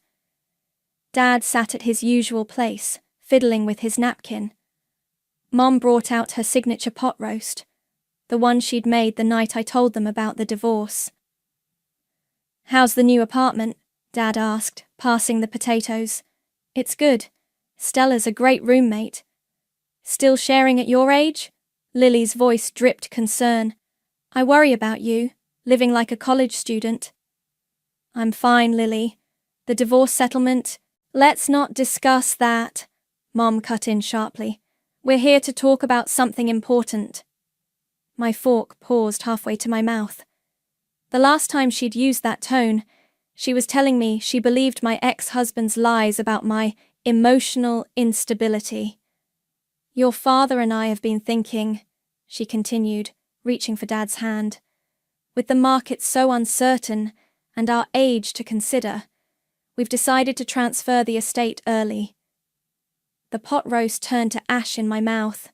"We're leaving everything to Lily." The words hung in the air like smoke. I set my fork down carefully, afraid I might snap it in half. "Everything." My voice sounded distant, even to me. "The house, the savings." "It makes sense," Dad said, not meeting my eyes. "Lily needs the security. You're the survivor, Rebecca. You always land on your feet." I looked at my sister. She was staring at her plate, but I caught the slight upturn of her lips. "You're right," I said, my tone perfectly level. "I am a survivor." "Oh, sweetheart." Mom's eyes welled up. "We know this might seem unfair, but Lily's so fragile. After everything she's been through." Everything she's been through. The words echoed in my head as I remembered the diaries upstairs. My hand tightened around my water glass. "Of course," I said, standing up. "If you'll excuse me, I need some air." I walked to the front porch, my heels clicking against the hardwood floors my father had installed when we were children. Behind me, I heard Lily's soft voice. Should I go check on her? No, Mom replied. You know how she gets. She just needs time to process. Standing in the cool evening air, I pulled out my phone and texted Stella. Found something interesting in Mom's attic. Need your help. The response came quickly. Wine night? My place? I looked back through the window. My perfect sister was hugging our mother, probably murmuring comforting words about how I'd come around eventually, how I'd understand that this was for the best. Yes, I typed back, and bring that bottle you've been saving. Tonight we're celebrating. Celebrating what? I watched my family through the glass, these people who had rewritten history to cast me as the villain and Lily as the victim, who had taken everything from me once and were trying to do it again. The beginning of the end, I replied, slipping the key to the attic into my pocket. Tomorrow, I'd return while they were at church. Tomorrow, I'd find out exactly what those diaries contained. My phone buzzed one last time. Now you're speaking my language. Time to burn it all down? I smiled, feeling lighter than I had in years. No, I wrote back. Time to tell the truth. Holy shit, Stella whispered, wine forgotten as she read over my shoulder. Holy shit. I sat cross-legged on her living room floor, surrounded by my mother's diaries. The pages smelled of dust and secrets, and my hands trembled as I turned each one. Keep reading, I said, pointing to the entry dated March 15th, 2000. Lily came home crying again today. Says that girl Harmony is still spreading rumors about what really happened on the stairs. I've called the school board 3 times now. Francis thinks we should get a lawyer involved. The Mackenzies are threatening to press charges. Stella took a long drink straight from the bottle. What happened on the stairs? I flipped back several pages to where it all began. My mother's normally precise handwriting was shaky here, the ink blotched with what looked like dried tears. February 2nd, got called to the school. Lily and that Mackenzie girl were fighting over Tommy Peterson. Harmony fell down the stairs, or was pushed, as she claims. Severe concussion, broken arm, fractured ribs. Lily swears it was an accident, that Harmony tripped. But the look in my daughter's eyes. Jesus, Stella breathed. It gets worse. I pulled out another diary. Listen to this. Used $50,000 from Frank's early retirement fund to settle with the Mackenzies. They're moving to Oregon next month. Harmony will finish school there. The principal agreed to keep it off Lily's record. He owes me for all those years on the PTA board. Stella grabbed her laptop. Let me search for Harmony Mackenzie. While she typed, I read more entries. Each one twisted the knife deeper. Had to increase Lily's therapy sessions. Rebecca keeps asking questions about why Harmony left so suddenly. Told her to mind her own business. That girl always was too nosy for her own good. Found her!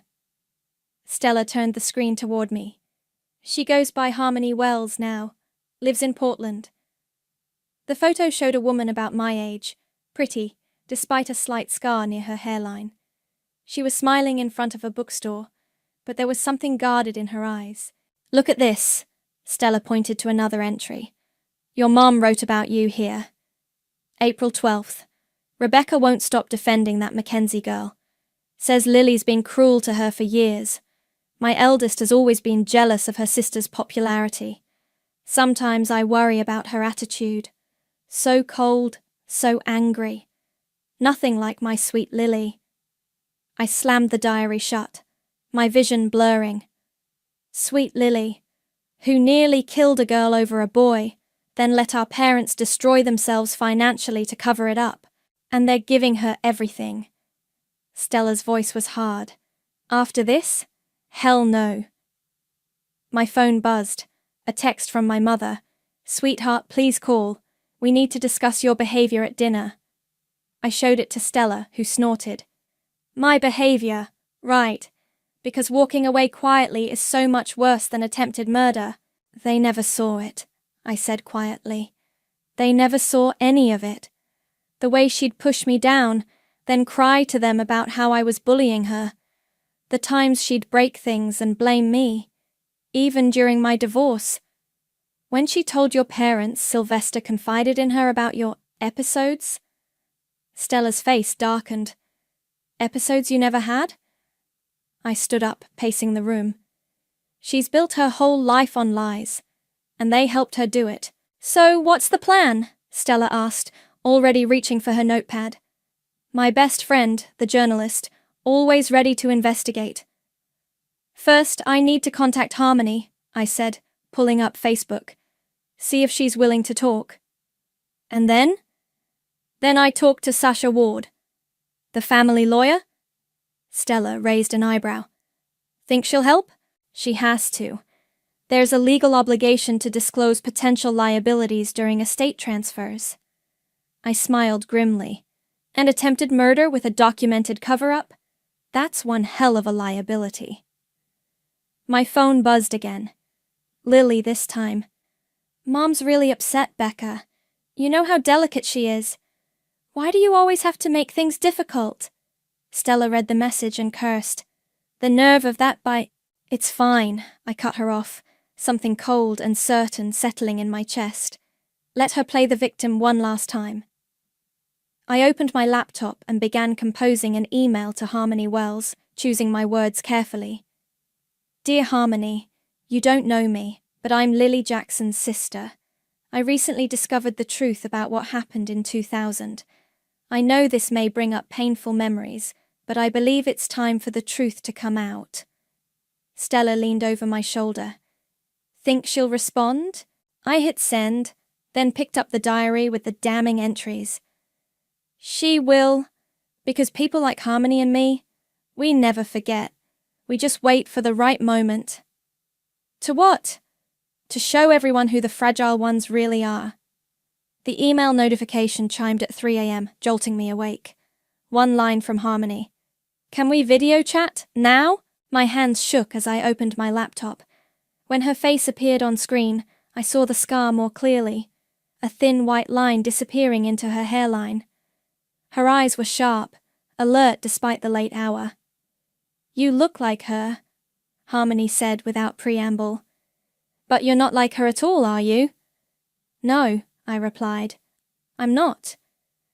Tell me why you're doing this. After 20 years, why now? I told her about the diaries, the inheritance, the years of manipulation. As I spoke, memories flooded back, scenes I'd buried deep. I remember you, I said. You used to sit alone at lunch. Lily would point and whisper things to her friends. And you'd sometimes bring me an extra chocolate milk, Harmony finished. I always wondered why the bully's sister was nice to me. Because I knew what she was like. At home she'd break your things and cry until your parents blamed you. Harmony's smile was bitter. Yeah, she did that to her friends too, until they weren't useful anymore. My phone buzzed. Another text from my mother. Lily's having anxiety attacks about you missing Sunday dinner. Please be reasonable. I showed the message to Harmony, who laughed darkly. Still playing the same games, I see. Did you know they paid your family to move? My parents never told me about the money. Harmony leaned closer to the camera. But I knew something happened. One day I'm in the hospital, the next we're moving across the country. My dad said it was a fresh start. They used my father's retirement fund, $50,000 to make it go away. And now they're giving her everything? Harmony shook her head. That's not right. No, I said. It's not. She was quiet for a moment, then, what do you need from me? A statement. Medical records if you still have them. Anything that proves what really happened that day. Because she told everyone I tripped? She still tells that story. Says it shows how people unfairly blame her for accidents. Harmony's face hardened. I didn't trip. She waited until we were alone in the stairwell. I was walking away, and she grabbed my hair, pulled me backward. The last thing I heard before I fell was her laughing. My stomach churned. I'm so sorry. Don't be. You're not responsible for her actions. Harmony reached for something off screen. I kept everything. The hospital records, the police report that mysteriously disappeared, even my therapy notes. I always knew someday someone would need to know the truth. Will you help me? On one condition. Her voice was steel.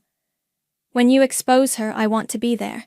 I want to see her face when she realizes her perfect life is falling apart. Deal. After we disconnected, I sat in the dark, remembering. The way Lily would cry to our parents about nightmares, claiming she was traumatized by that awful girl's lies. How they'd comfort her, while I watched from the doorway, knowing the truth but unable to prove it. My phone lit up with a text from Stella. You up? Can't sleep, thinking about your mom's diaries. Come over, I replied. Bring coffee. I just talked to Harmony. 20 minutes later, we sat on my balcony, watching the sun rise. You know what this means, right? Stella said, clutching her mug. Once you do this, there's no going back. Your family. They stopped being my family the day they chose her lies over my truth. I showed her Harmony's follow-up email with scanned documents attached. Look at the X-rays. The angle of the fall. She's lucky she survived. Jesus. Stella scrolled through the images. And your parents covered this up. They thought they were protecting her. Their fragile flower. I laughed bitterly. Even during my divorce, when she told them Sylvester confided in her about my violent outbursts that never happened, they believed her instantly. Because it fit their narrative, Stella finished. The strong daughter versus the weak one. Exactly. I pulled up Sasha Ward's contact information. Time to show them how wrong they were. What if they try to stop you? I thought of all the times I'd swallowed my words, buried my pain, played the role they assigned me. The dutiful daughter, the stable one, the survivor. They can't stop me anymore, I said, pressing the call button. Because for once, I'm not fighting Lily's lies with my truth. No? No! I listened to the phone ring. I'm fighting them with their own words. Every secret, every cover-up, every time they chose to protect her, instead of face what she really is. It's all there in black and white. Sasha's voicemail picked up. I left a message. This is Rebecca.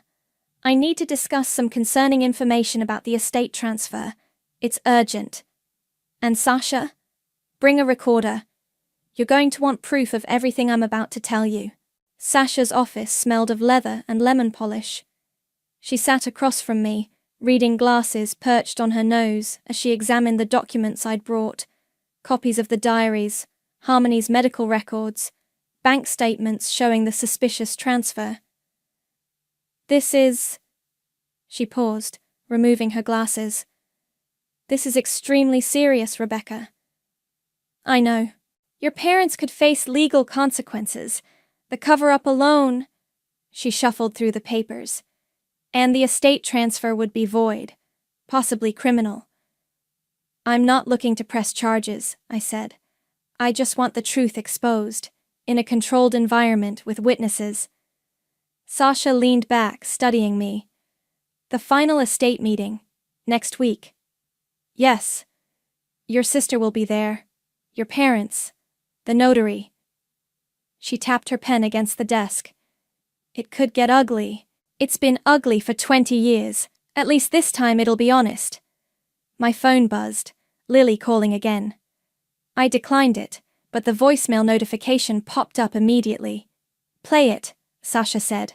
On speaker. I pressed play. Becca, please. Lily's voice trembled.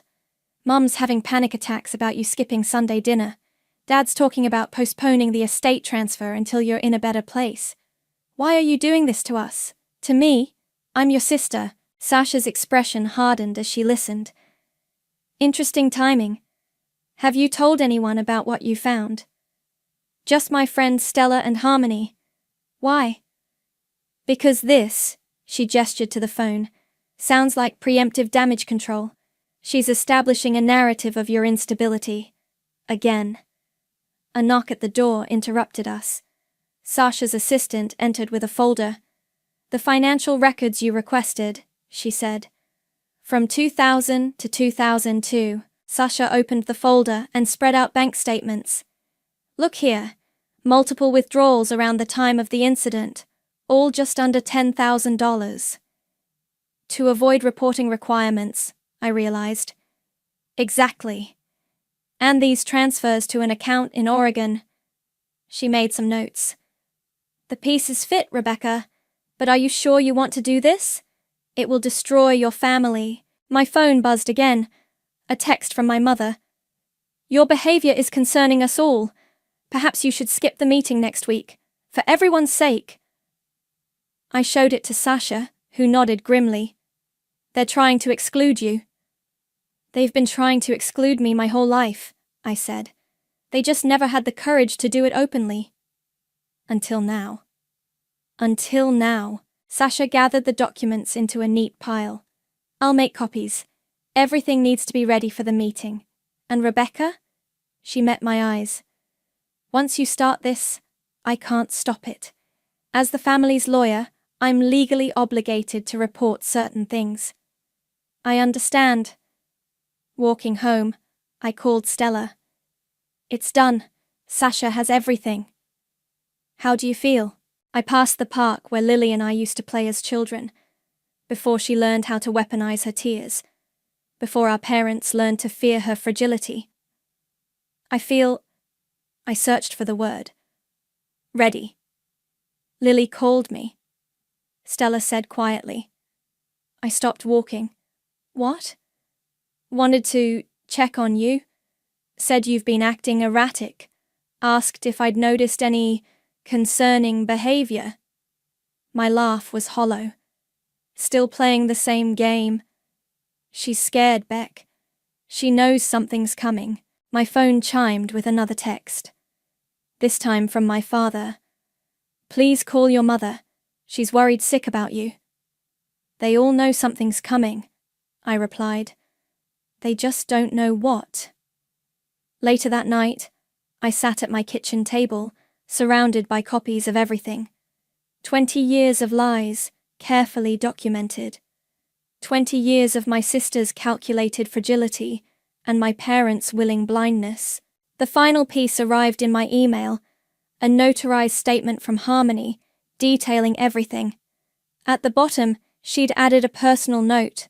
Rebecca, I spent years in therapy dealing with what your sister did to me.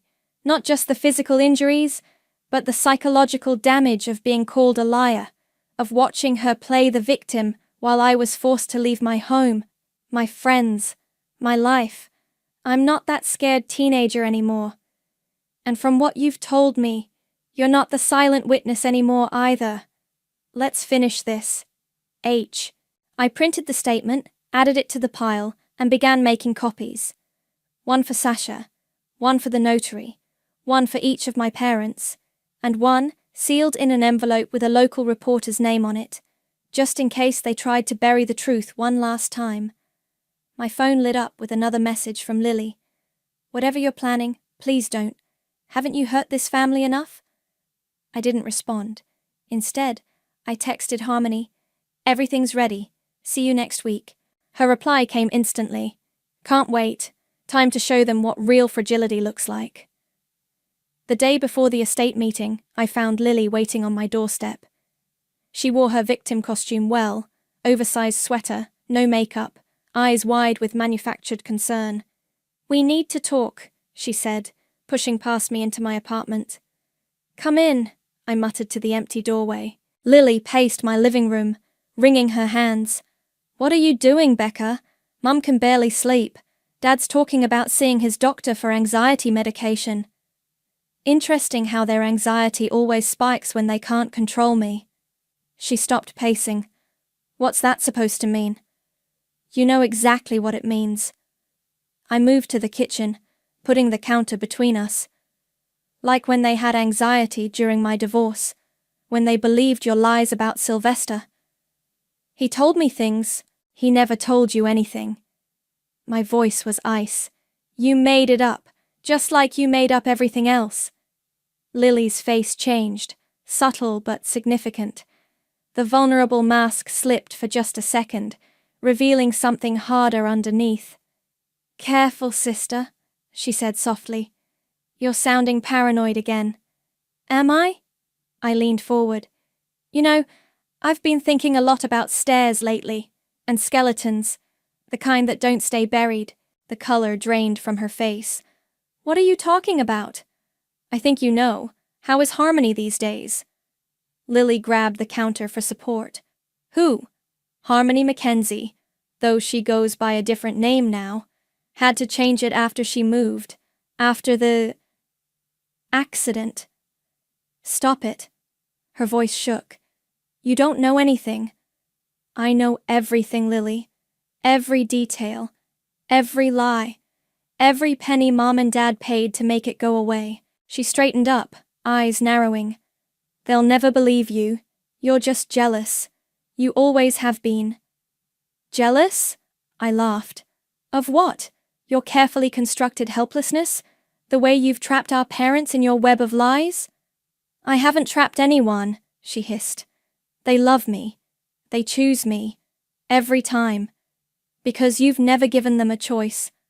I pulled out my phone, showed her a photo of the diaries. "But choices have consequences, sister dear. Even delayed ones." Lily's hands started shaking. "Where did you get those?" "Mom's attic. She really should have burned them instead of just hiding them.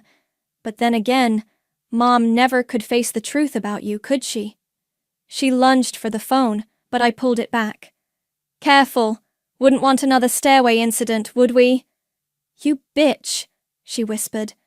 "You're trying to ruin everything." "No, I'm just finishing what you started." I walked to the door, opened it. "See you tomorrow at the meeting. Don't forget to bring your tears. You're going to need them." After she left, I called Stella. She was here. What happened? She showed her real face. Finally. I sent her a video clip from my security camera showing Lily's visit. Just in case she tries to claim I threatened her. "Smart." Stella paused. "How are you holding up?" Before I could answer, my phone buzzed with a text from my mother. "Lily just called in hysterics." "What did you say to her?" Then another. "This behavior needs to stop. We're postponing tomorrow's meeting." "No," I texted back. "We're not." I forwarded the messages to Sasha, who responded immediately. "Meeting proceeds as scheduled. All parties have been legally notified. Any attempt to postpone could be seen as deliberate obstruction." "It's happening," I told Stella. "Tomorrow at 10 a.m. Want me to come?" "No, but stay close to your phone. If they try to stop me, I want that envelope delivered to your editor immediately." Later that night, I couldn't sleep. I watched the security footage again. The moment Lily's mask slipped, revealing the monster beneath. The same monster I'd seen that day in high school, watching from a classroom window as they carried Harmony out on a stretcher. My phone lit up with a text from Harmony. "Just landed. Hotel's close to the lawyer's office. You ready for this?" I thought about all the years of silence, of watching Lily manipulate and destroy while our parents enabled her, of losing my marriage, my inheritance, my family's trust, all because I wouldn't play along with the lies. "Ready," I replied. "Did you bring it?" "The medical records?" "Yes, and something better. Found my old diary from that year. Detailed everything she did leading up to that day. The threats, the stalking, the rehearsed tears when teachers questioned her. Still want to do this?" I looked at my mother's diaries, stacked neatly in my briefcase. 20 years of truth, ready to shatter 20 years of lies. "Yes," I texted back. It's time they all saw the real Lily, the one behind the tears. Harmony's response was immediate. Then let's give them something to really cry about. Sasha's conference room felt too small for the weight of what was about to happen. My parents sat on one side of the mahogany table, Lily between them like always.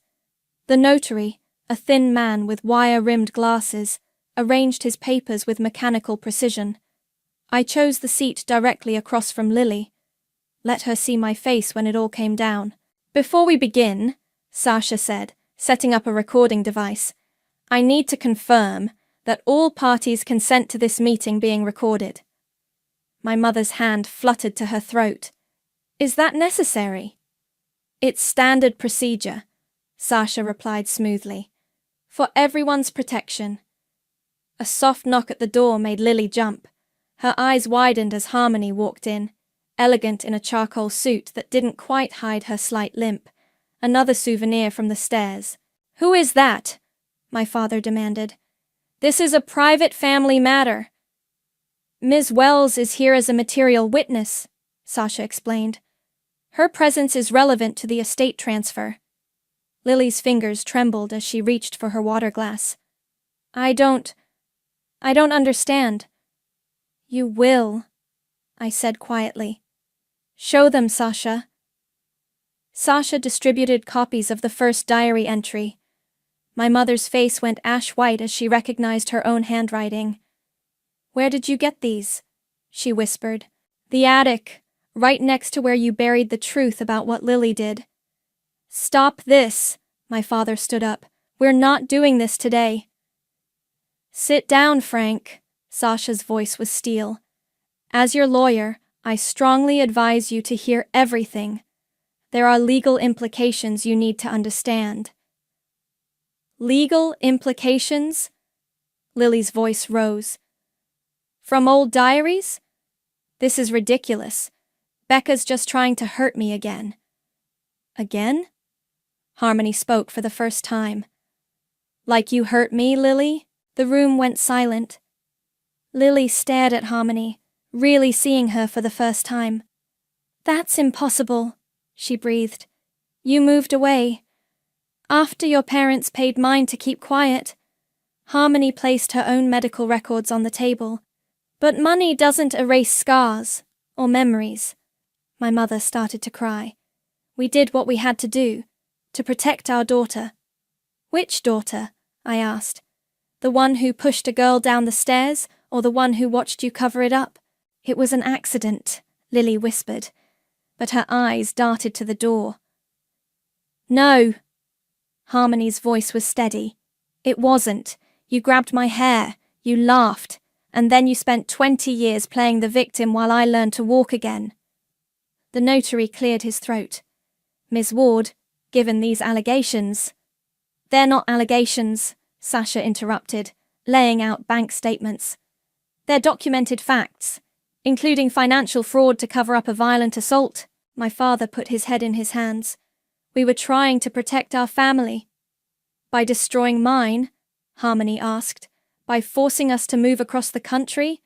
By letting her," she pointed at Lily, "continue hurting people?" "I never hurt anyone!" Lily shrieked, mask finally shattering. "You were in my way. You all were. Even you, Becca. Always watching, always judging, always so perfect." "Perfect?" I laughed. "I lost my marriage because you told them I was unstable. Lost their trust because you needed to be the victim. Lost my inheritance because you're fragile." "You don't deserve it." Lily stood up, face contorted. "You were always the favorite, always so strong, so capable. Do you know what that's like? Living in your shadow?" "Lily, please." My mother reached for her, but Lily jerked away. "Don't touch me. This is your fault too. You made me this way. Always worried about appearances, always making excuses for me, never letting me face consequences." "That's enough." Sasha's voice cut through Lily's hysteria. "The estate transfer is suspended pending investigation. And as your family's lawyer, I'm obligated to report potential criminal activity." "Criminal?" my mother gasped. "Conspiracy, fraud, obstruction of justice," Sasha listed clinically. "The statute of limitations on assault may have expired, but the financial crimes are still prosecutable." Lily collapsed back into her chair. tears flowing. But they weren't her usual calculated drops. These were ugly, raw, real. "What do you want?" my father asked me quietly. "The truth," I replied. "All of it. No more lies, no more cover-ups." "And then?" "Then?" I looked at Harmony, who nodded slightly. "Then we let justice take its course. The real kind, not your version." My mother reached for her purse, probably searching for her anxiety medication. "We were trying to protect our family." "No," I stood up, gathering my papers. "You were protecting your illusions. And now they're broken, just like everything else Lily touched." As I walked out, I heard Lily's voice, small and real for the first time in years. What have I done? The answer hung in the air, written in 20 years of diaries, medical records, and broken lives. Everything. And now, finally, nothing would ever be the same. The aftermath unfolded like a slow-motion car crash. Stella's newspaper ran the story 3 days after the meeting. Local family's dark secret exposed. 20-year cover-up comes to light. I read it at my kitchen table, coffee growing cold beside me. My phone hadn't stopped buzzing since yesterday. "Did you see?" Harmony texted. "It's everywhere." She wasn't exaggerating. Local news picked it up first, then regional. People love stories about perfect families falling apart. My father called around noon. "Your mother's had a breakdown," he said, voice hollow. "She's at Riverside Hospital, psychiatric ward." "I'm sorry," I replied, and meant it. "Are you?" He sounded tired. "This is what you wanted, isn't it?" "No, Dad. I wanted the truth. You're the ones who made it ugly." He hung up without responding. Stella came over with wine and takeout. "You okay?" "Define okay." I showed her my phone. Dozens of missed calls from family friends, distant relatives, even my ex-husband. "Sylvester called?" She grabbed the phone. "The nerve of that bastard. Probably wants to apologize now that everyone knows Lily lied about me." I took a long drink. "Too late." My phone buzzed again. Sasha this time. "Your parents' lawyer called. They want to settle." "Of course they do." I texted back. "Not interested." "The police want to talk to you," Stella said, scrolling through her news feeds. "About the financial fraud angle." "I know. Meeting them tomorrow." I pushed away my untouched food. "Did you see the comments on your article?" "People are shocked, especially about the stairs." She paused. "Have you heard from Lily?" "No, but her husband called. She's gone to some wellness retreat in Arizona. For her anxiety." "Still playing victim?" Old habits die hard. A knock at my door made us both jump. It was my father, looking older than I'd ever seen him. "Can I come in?" I stepped aside, letting him enter. He stood awkwardly in my living room, staring at the floor. "Your mother," he started, then stopped. "She keeps asking for Lily. Says she needs to protect her." "From what? The truth?" "From herself." He finally met my eyes. "The doctors say, they say this pattern of enabling, it's destroyed both of them. And me. All of us." "Not all of us," I said quietly. "Some of us survived." "Rebecca." His voice broke. "I failed you. We failed you." "Yes," I replied simply. "You did." "The house is being seized," he continued, "for the fraud investigation. Your mother's medical bills. I don't know what to do." Stella quietly slipped out, giving us privacy. "You do what I did," I told him. "You start over. You build something real." "How?" He looked lost. This man who had once seemed so solid. "How did you do it?" "One day at a time, without lies, without Lily's games." I poured him a glass of water. "But you have to want it, Dad. Really want it." My phone buzzed. A message from Harmony. My lawyer says they're offering a settlement. Should we take it? No, I typed back. Let them face everything. Your sister's husband is filing for divorce, my father said suddenly. Did you know? I hadn't, but I wasn't surprised. The truth changes everything. Was it worth it? He asked. Destroying our family? You destroyed it, I corrected him. 20 years ago, when you chose lies over justice, I just exposed what was already broken. He nodded slowly, tears in his eyes. I should go. Your mother. They only allow short visits. At the door, he turned back. That girl, Harmony, how is she? Strong, I said. Like she always was. Like I had to be. After he left, I called Harmony. How are you holding up? Better than your family, she replied. My therapist says this is good closure. Is it? Getting there. She paused. Your mom's doctor called me. Wants to know if I'll consider a supervised meeting. For healing. Will you? Maybe. When I'm ready. She took a breath. You know what's strange? I'm not even angry anymore. I just feel free. I looked around my apartment, at the life I'd built after they tried to break me, at the strength they never wanted to see. Yeah, I said. I know exactly what you mean. My phone lit up with another text, this time from Lily. I'm sorry. For everything. I don't know how to be any other way. I showed it to Harmony, who was still on the line. What are you going to say? She asked. I stared at the message for a long moment, then typed, I know. That's why I had to stop you. Goodbye, Lily. Then I blocked her number, poured another glass of wine, and finally felt the weight of 20 years lift from my shoulders. The autumn wind scattered leaves across the park bench where Harmony and I sat, watching children play on the swings. My mother's final diary lay between us, unopened. Are you sure you want to read it? Harmony asked. No, I admitted, but I need to. The last entry was dated just before I found them in the attic. My mother's handwriting was shaky. I've created a monster, my Lily, my beautiful broken girl. Every lie I told to protect her only made her worse.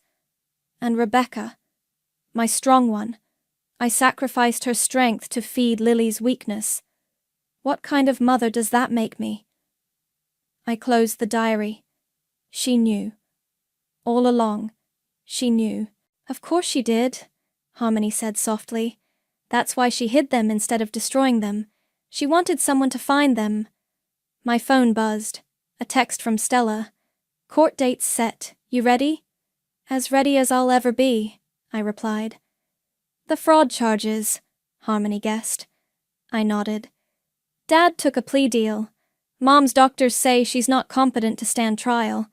And Lily... Still at the wellness center? No, she checked herself out. Her husband's lawyer says she's contesting the divorce. Claims she's the victim of his emotional abuse. Harmony's laugh was bitter. Some things never change. But we did, I said, watching a little girl help her younger sister on the slide. We got stronger. Your father called me yesterday, Harmony said suddenly. I turned to her surprised. What did he want? To apologize. He's been going to therapy. Wanted to know if I'd consider meeting him and your mom. Said she's doing better. Starting to understand what she did wrong. Will you? Maybe. She touched the scar on her forehead. Not for them. For me. A familiar figure approached across the park. Sasha, carrying a thick envelope. It's done, she said, sitting beside us. The estate's been liquidated to cover the legal settlements and your mother's care. There's something left, though. She handed me the envelope. Your father insisted.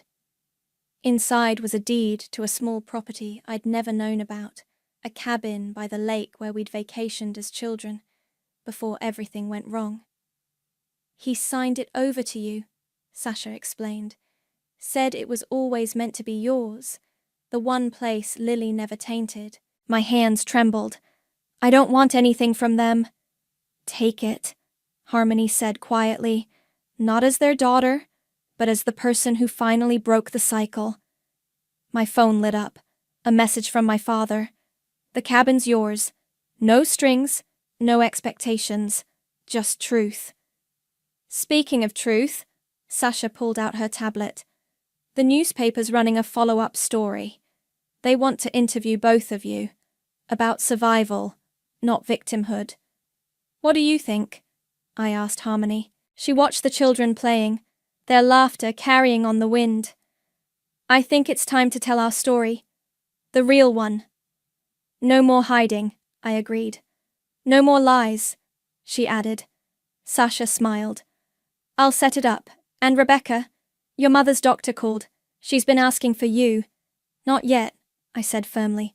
I'm not ready. That's okay too. Harmony squeezed my hand. Healing isn't a race. We sat in comfortable silence, watching the sun sink lower. A small girl fell near our bench, scraping her knee. Her sister helped her up, dried her tears, made her laugh. Look at them, Harmony whispered. That could have been us. Should have been us. It wasn't, I said. But maybe our story will help another Rebecca. Another Harmony. Worth it then? I thought about the cost. My family shattered. My mother in treatment. My sister still spinning lies. But I also thought about the truth, finally free. The justice finally served. The strength finally acknowledged. Yes, I said. Worth everything. My phone buzzed one last time. An unknown number. A message from Lily, using a new phone. I'm getting help. Real help. Not for them. Not for you. For me. I don't expect forgiveness. I just wanted you to know. I showed it to Harmony, who read it thoughtfully. Do you believe her? I don't know, I admitted. And for the first time, I don't care. Her story isn't mine anymore. I picked up my mother's diary and the deed to the cabin. Want to help me burn these? No, Harmony said firmly. Keep them. As proof that you were always strong enough to face the truth. That we both were. The sun set behind the trees, casting long shadows across the park. In the growing darkness, two survivors sat together, holding on to truth instead of lies, choosing freedom over false family, and finally at peace with their own strength. They called me the survivor, I said softly. They were right, Harmony replied, just not in the way they meant, and in the quiet of that understanding, we both smiled, knowing that sometimes the happiest endings come not from forgiveness, but from finally, irrevocably, letting go. The first time my mother called about the leaking roof, I was in the middle of a quarterly finance meeting. I ignored it. The second call came 10 minutes later, then a third. By the fourth call, my hands were shaking as I excused myself from the conference room. Mom, I'm at work. What's wrong? Charlie, thank God. Her voice cracked with tears. The roof. Water's pouring in. Your father says it might cave in any day now. We don't know what to do. I'm Charlie, by the way. The responsible daughter. The one who started working at 16 and never stopped. The one who clips coupons and tracks expenses in color-coded spreadsheets. The boring one, according to my sister Sasha. Did you call the insurance company? I asked, pacing the hallway. They won't cover it. Something about pre-existing damage. Mom's voice hitched higher. We need $18,000 for repairs. Charlie, baby, I hate asking, but you're so good with money.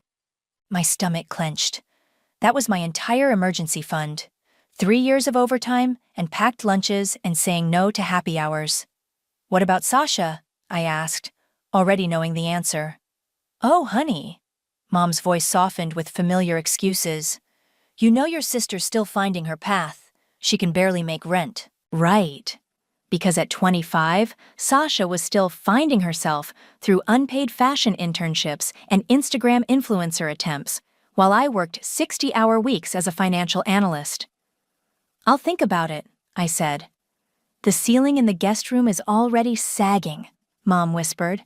I'm so scared, Charlie. You've always been our rock. I hung up and returned to my meeting, but couldn't focus. By evening, Mom had sent photos of water stains and what looked like serious structural damage. Dad called too, something he never did. "Princess," he said, his voice grave. "I wouldn't ask if it wasn't an emergency." I stayed late at work that night, staring at my banking app. $17,892.43 in savings, my safety net, my future down payment. My phone buzzed with a text from Mom. "We love you so much, sweetheart. You've always been the one we could count on."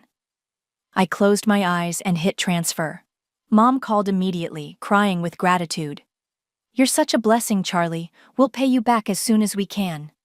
"Just get the roof fixed," I said, trying to ignore the hollow feeling in my chest. For weeks after, I threw myself into work, avoiding thoughts of my decimated savings.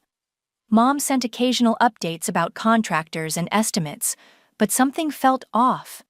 The messages were vague, missing details. Then one Sunday, I drove past their house on my way to the grocery store. I slowed down, frowning. The roof looked exactly the same. No construction equipment, no signs of repair. I pulled over, studying the shingles. They were old, sure, but there was no visible damage, no tarps, no evidence of the emergency that had drained my bank account.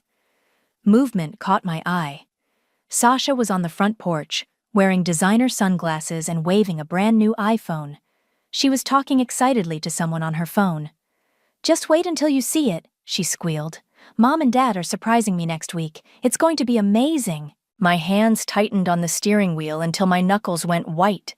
A familiar sick feeling crept into my stomach, the same one I got when Sasha got a car for her 16th birthday while I took the bus, or when she went to Europe after graduation while I worked double shifts to pay off student loans.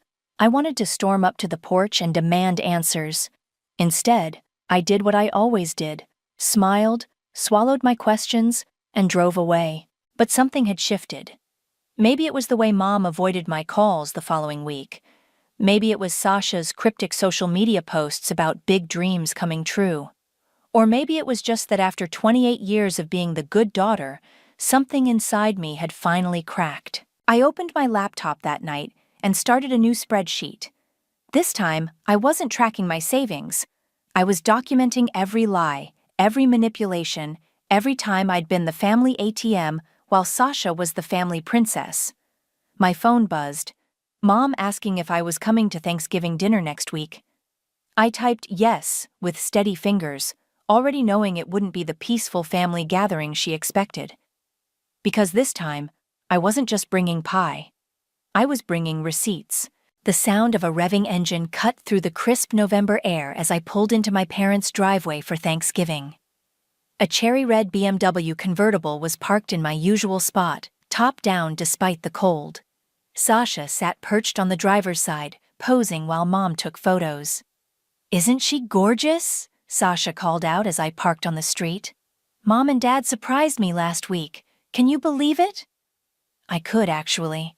The sick feeling in my stomach told me I could believe it all too well. "Wow," I managed, gripping the casserole dish I'd brought until my knuckles went white. "That's quite a surprise." "Come look at the interior." Sasha bounced out of the car, grabbing my arm. "It's genuine leather. And look at the sound system."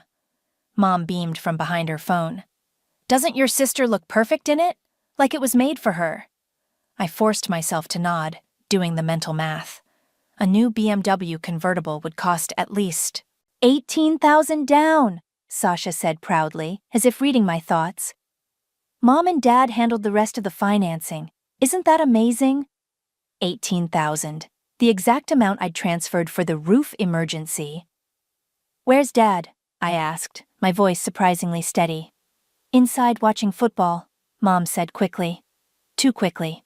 "Charlie, honey, could you help me in the kitchen?" In the kitchen, I mechanically chopped vegetables while Mom fluttered around, chattering about Sasha's new job prospects and how the car would help her network. "Has anyone looked at the roof yet?" I asked casually. Mom's hands fumbled with a serving dish. "Oh, we got a second opinion. Turns out it wasn't as bad as we thought. Just needed some patching." Really? Who did the work? Oh, you know. She waved vaguely. That company your father always uses? Charlie, could you check if the rolls are burning? The rolls weren't in the oven. We both knew they weren't. Dad appeared in the doorway, looking everywhere but at me. Need any help in here? Actually, I said, setting down my knife. I'd love to see the roof repairs. Maybe I could take a look after dinner? Not today, princess, he said quickly. It's getting dark. Besides, you don't want to mess up your nice outfit. Right, because my Target sweater and jeans were so precious compared to Sasha's designer ensemble. Dinner was torture. Sasha dominated the conversation, describing every feature of her new car in excruciating detail. Mom and Dad kept refilling their wine glasses, throwing nervous glances my way whenever they thought I wasn't looking. Remember when I got my first car? I said during a rare moment of silence. That used Honda with 200,000 miles on it? You've always been so practical, honey, Mom said brightly. So independent. We knew you could handle it. Unlike me, Sasha laughed. I'd probably die if I had to drive some old beater. My phone buzzed in my pocket, probably Evangeline checking if I'd discovered anything new. I excused myself to the bathroom, pulling up my banking app. There it was, the transfer from 3 months ago, $17,192.43. But something was different. The transaction description had changed. Instead of emergency home repair like I remembered, it now read, for Sasha's surprise. My hands shook as I scrolled through my statement history. They must have changed the description after the fact, not realizing I'd see it. Sloppy. The kind of mistake people make when they're used to getting away with everything. I took a screenshot, then another. My finger hovered over the share button, tempted to send it all to Sasha right now. A knock at the door made me jump. Charlie, Mom's voice. Dessert's ready, sweetie. I opened the door to find her standing there, wringing her hands. For a moment, I saw fear in her eyes. She knew I knew. Everything okay? She asked softly. I smiled, the same smile I'd perfected over years of being the good daughter. Everything's fine, Mom. Just needed a minute. Back at the table, Sasha was showing Dad something on her new iPhone. Another recent gift, I assumed. They all looked so comfortable, so certain in their roles. The golden child, the enabling parents, the reliable daughter they could always count on to shut up and pay up. I declined dessert and left early, citing work in the morning. As I drove home, my phone lit up with a text from Mom. Thanks for coming, sweetie. We love you so much. I didn't respond. Instead, I pulled into my apartment complex and opened my laptop. The spreadsheet I'd started was waiting, ready for new entries. But now, I had something better than suspicions. I had proof. And I was just getting started. You need to see this, I said, spreading bank statements across Evangeline's kitchen counter. Look at the dates. My cousin leaned forward. Coffee forgotten. March 15th, emergency plumbing repair. July 8th, structural damage assessment. And now the roof. She looked up sharply. All matching Sasha's Instagram posts. I pulled up Sasha's social feed. Here she is in Cancun, posted March 16th. Here's her designer shopping spree in July. And now the BMW. Those manipulative... Evangeline's face darkened. How much total? Nearly 40,000 over the past year. My voice cracked. And that's just what I've found so far. Girl. Evangeline grabbed my shoulders. You're not just going to let this go, right? Tell me you're not doing that good daughter thing again. I shook my head. Not this time. But I need to be smart about it. If I confront them without enough evidence, they'll just deny everything. Then we get more evidence. Evangeline pulled out her laptop. Start with the contractors they claim to hire. If there were really emergency repairs, there would be permits filed with the city. We spent hours searching public records. No permits, no contractor invoices, no insurance claims, just a trail of perfectly timed emergencies whenever Sasha wanted something expensive. Remember when they said my college fund dried up? I said, staring at an old bank statement. I had to take out loans for my last 2 years. But let me guess, Sasha's fund was fine? More than fine. She got a car and a spring break trip her senior year because she was stressed about graduation. My phone buzzed, a text from an unknown number. The truth isn't as clean as you think. Blood money buys silence. I showed Evangeline. What does that mean? Someone knows something. She frowned. Maybe about where your parents got their money? Dad's always been vague about the family business. I opened my laptop again. Time to dig deeper. By evening, I had a folder full of screenshots, documents, and timestamps. Each piece of evidence made my stomach turn, but also made me stronger. This wasn't just about the BMW anymore. This was about years of lies. You should talk to Aunt Meredith, Evangeline suggested. She never liked how your parents treated you. I wouldn't even know what to say. Hey, got any family secrets that could explain why my parents keep stealing from me? Actually, Evangeline hesitated. She called me last week, asked if you were okay after Thanksgiving, said she had something important to tell you. My phone buzzed again, Zachariah's name lighting up the screen. My ex. I hadn't heard from him in months. Hey, his text read, saw you at Thanksgiving. You seem different, stronger. Want to grab coffee? Delete that, Evangeline said firmly. You don't need complications right now. But something made me save it. Maybe because he was right. I was different, stronger, finally ready to stop being the family doormat. I drove home that night with a plan forming. The annual family Christmas party was coming up. Everyone would be there. Extended family, old friends, business associates. The perfect audience for the truth. But first, I needed to talk to Meredith. I was unlocking my apartment door when I saw it, an envelope on the floor. Inside was a single bank statement from 15 years ago. Most of it was redacted, except for one transaction. Transfer from estate of Margaret Parker, $500,000. Margaret Parker. My grandmother. The one who died when I was 13. My hands shook as I Googled her name. The first result was an old newspaper article. Local business owner dies in suspicious circumstances. Another text came through from the unknown number. Ask your father about the insurance policy. Ask him who really paid for his perfect life. I sat there in my dark apartment, surrounded by evidence of recent betrayals while holding proof of older, darker secrets. All those years of being told to be grateful, to understand, to sacrifice for family. What if it was built on something rotten? My phone lit up again. Meredith. We need to talk. Tomorrow. Come alone. I texted back one word. When? Her response was immediate. Noon. Bring those bank statements you've been collecting. It's time you learned what kind of family you're really dealing with.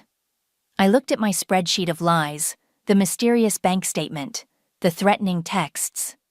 Everything I thought I knew about my family was unraveling. But maybe that was good.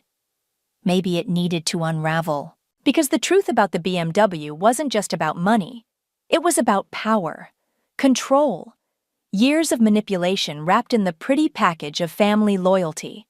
Well, family loyalty cuts both ways. And I was done being the only one bleeding for it. I pulled into my parents' driveway at 10 a.m., timing it perfectly. Dad would be at work, and Sasha never woke up before noon.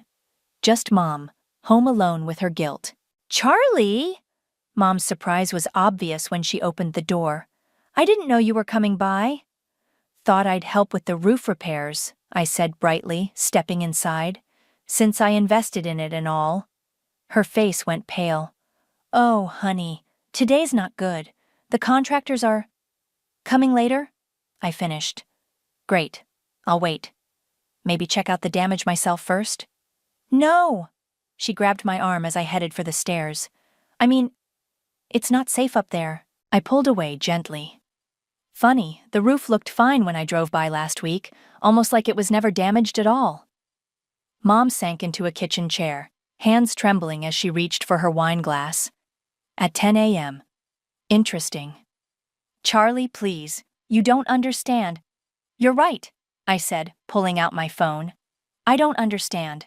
Like I don't understand why my bank transfer is labeled for Sasha's surprise instead of emergency repair. The wine glass froze halfway to her lips. Or why there are no contractor quotes, no permits, no insurance claims. I scrolled through my evidence. But the BMW dealership has a nice clear paper trail. It's complicated, she whispered. Simplify it for me. Instead, she started crying. The familiar guilt-tripped tears that always worked before. We're family. Everything we do is for this family. Really? I headed for the stairs. Let's see what other family secrets are hiding in the attic. Charlie, wait! But I was already climbing. The attic door wasn't locked. They never thought I'd look here. Why would perfect, trusting Charlie ever snoop? The attic was dusty but organized. Filing cabinets lined one wall. I opened the nearest drawer as Mom hovered anxiously behind me. Those are private documents. Like my college fund statements? I pulled out a folder. The one that mysteriously dried up? Right when Sasha needed her third car? More papers spilled out. Bank statements, investment records, a document that made my heart stop. My original college fund balance. Nearly triple what they'd told me was left. You lied, I said quietly. There was plenty of money. You just gave it to Sasha instead. She needed… What? What did she need more than an education? To be happy, Mom burst out. You were always so capable, so independent. Sasha needs more support. Support? I laughed bitterly. Is that what we're calling financial fraud now? My phone buzzed. Zachariah. Can we talk? I know things about your family's business. Important things. Don't talk to him. Mom's voice was sharp. I turned to find her reading over my shoulder, face tight with fear. Why not? What does my ex know that I don't? Nothing. He's just trying to cause trouble. But her hands were shaking harder now. I dug deeper into the files, finding documents with my grandmother's name. Property deeds, insurance policies, business transfers. Mom? I held up a paper. Why does this show Dad receiving $500,000 from Grandma's estate when he told everyone she died broke? Put those away. Her voice was different now. Dangerous. Some things are better left alone. Like the roof repairs that never happened? Or the inheritance that disappeared? Or maybe Charlie Ann Parker. I froze. Not at Mom's voice, but at another one from the attic doorway. Aunt Meredith? She stood there, face grim. Put the files down, Rebecca. It's time. Meredith, don't. Mom's plea was barely a whisper. She deserves to know what kind of family she's sacrificing for. Meredith turned to me. Your father didn't just steal your money, girl. He stole your future, and not just yours. What are you talking about? The money, the business, your grandmother's death. Meredith's eyes were hard. It's all connected, and it's time you knew how. Mom lunged for the files, but Meredith was faster.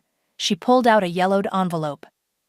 Your grandmother wrote this letter the day before she died, Meredith said, about your father's gambling debts, about threats from dangerous people, about the insurance policy that would solve everything if she died accidentally. The attic air grew thick with decades of secrets. Mom had stopped crying, her face now a mask of cold fury. You promised never to tell, she hissed at Meredith. No, Meredith replied calmly. I promised to protect the innocent. That's exactly what I'm doing. She handed me the envelope. Read it somewhere safe, then decide what kind of justice you're really looking for. The coffee shop was nearly empty when I met Meredith the next afternoon. My grandmother's letter burned in my bag, still unopened. Some truths needed witnesses. You look exactly like her, Meredith said, studying my face. Margaret, same steel in your eyes. Tell me everything, I said, placing my grandmother's letter on the table between us. First, read it. Meredith pushed the envelope closer. In her own words. My hands trembled as I unfolded the yellowed paper. My dearest Meredith, if you're reading this, I'm dead. Not from cancer like they'll claim. Your brother Jonathan came to me last week, desperate.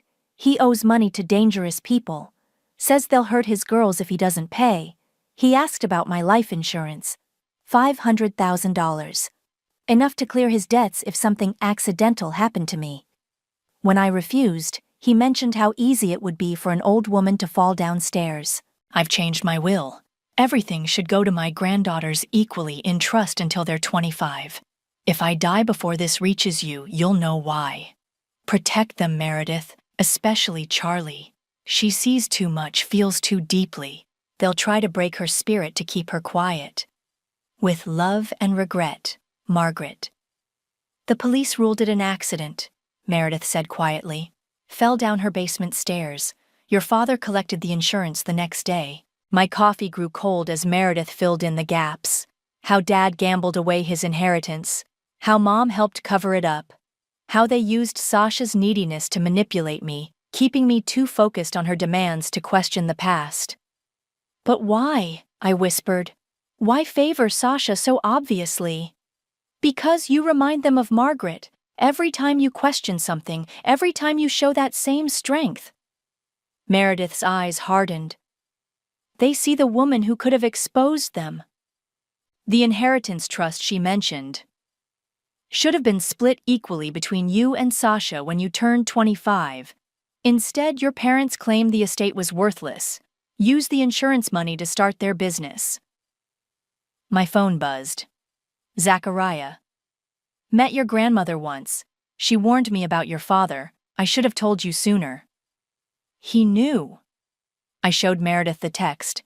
Margaret trusted him, thought he might protect you. She sighed. That's why your parents pushed him away. Memories flooded back. The sudden fights, Mom's hints about other women, Dad's convenient job offer for Zachariah across the country. There's more, Meredith continued. The business? Built with borrowed money from people who don't forgive debts. Your father's still paying them off. Using my money, I said flatly. Every emergency payment. Some went to Sasha to keep her happy, compliant. But most... Meredith pulled out more documents. These are transfers to offshore accounts. Your father's business associates. My head spun. The roof scam wasn't just about Sasha's car. It was about keeping dark secrets buried, using my own sister as a smokescreen. Watch this, I said, pulling up my phone. I dialed Mom's number on speaker. Charlie? About yesterday. Just wanted to say I understand now, I cut in smoothly. About the roof money, about everything. Silence. Then cautiously. You do? Family first, right? Like with Grandma Margaret? The sharp intake of breath was audible. Who have you been talking to? Does it matter? The truth was there all along, in bank statements, in convenient accidents, in every time you used Sasha to distract me from asking questions. Charlie, please. The Christmas party's next week, I continued calmly. Lots of business associates attending, I hear. Wonder what they'd think about where their money really goes. Don't threaten me.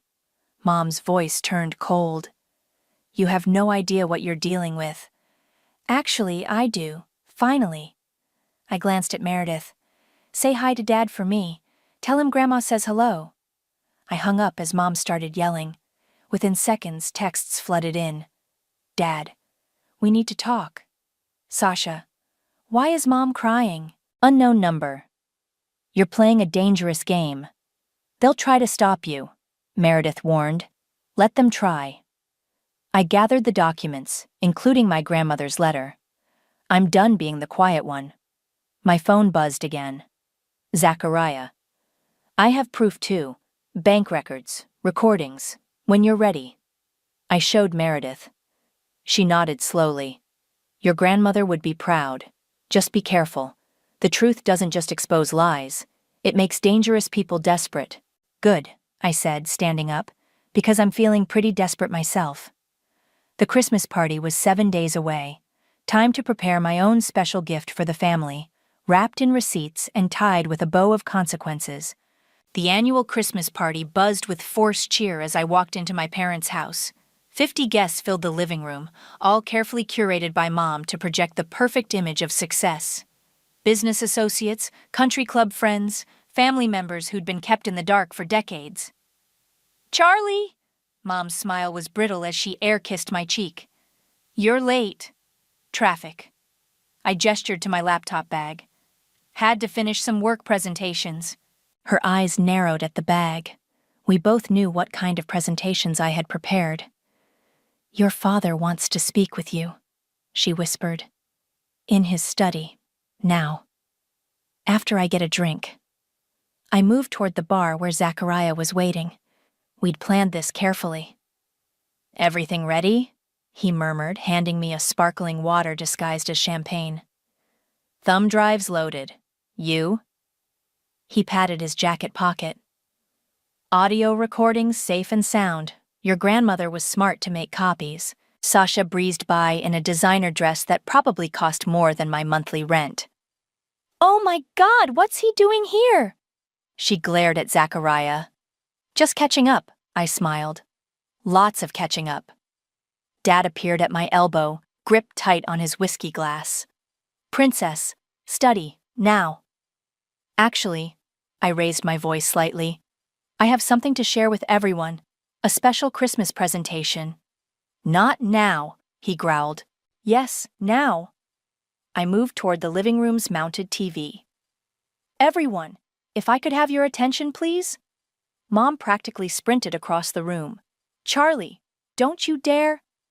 "I've prepared a little family history," I continued, plugging my laptop into the TV.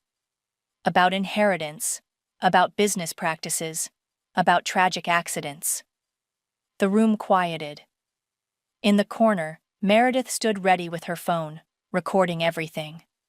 "This isn't the time," Dad said loudly. We're celebrating lies," I cut in. "Starting with this." I clicked play. The TV displayed my bank transfer. For Sasha's surprise, clear as day. Next came the fake roof repair claims. Then Grandma Margaret's insurance policy. "Some of you knew my grandmother," I addressed the crowd. "Some of you were there when she supposedly fell down those stairs." Dead silence. Mom had gone pale. Dad's hands were shaking. "But you didn't know about this." I played Zachariah's recording, Dad's voice from years ago, discussing accident arrangements with someone whose accent suggested serious criminal connections. "Turn it off," Dad commanded. "Make me." He started forward, but froze as Meredith stepped up beside me. "Touch her," she said quietly. "And I send these files to the police right now." Sasha stared at the screen, recognition dawning. "Wait, that money was supposed to be for the roof. Charlie's money." "All the money was supposed to be for both of us," I told her. "The inheritance, the trust funds, everything they stole." "We gave you everything," Mom burst out. "A good home, opportunities." "You gave me guilt," I corrected. "Manipulation, lies.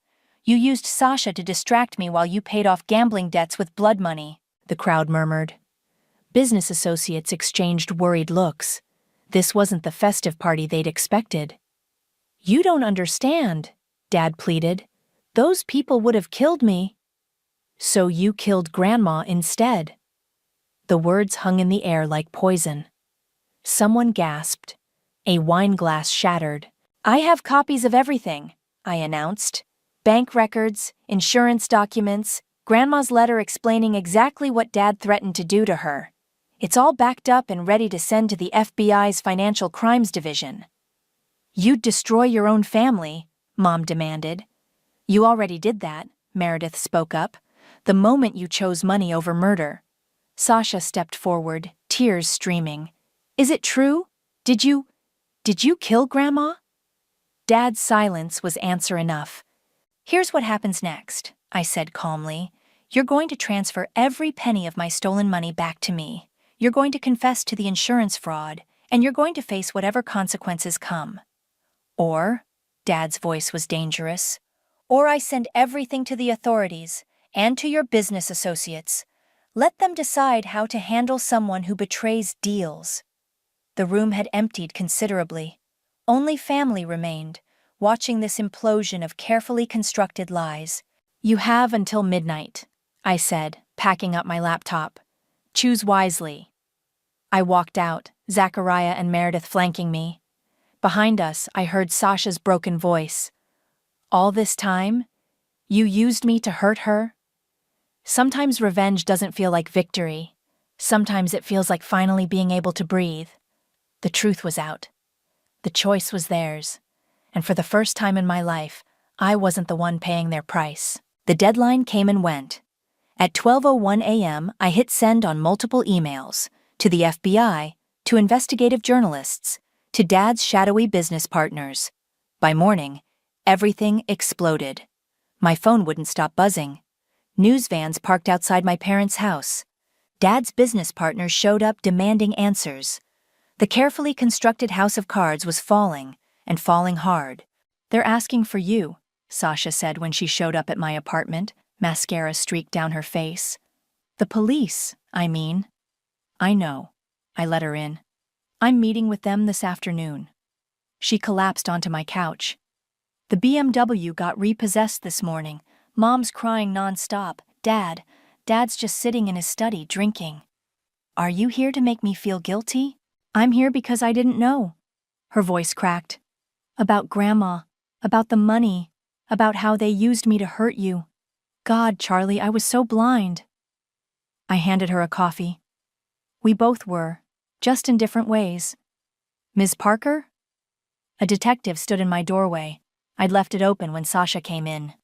We need to take your statement. The next hours passed in a blur of questions, documents, and revelations. Yes, I had proof of financial fraud.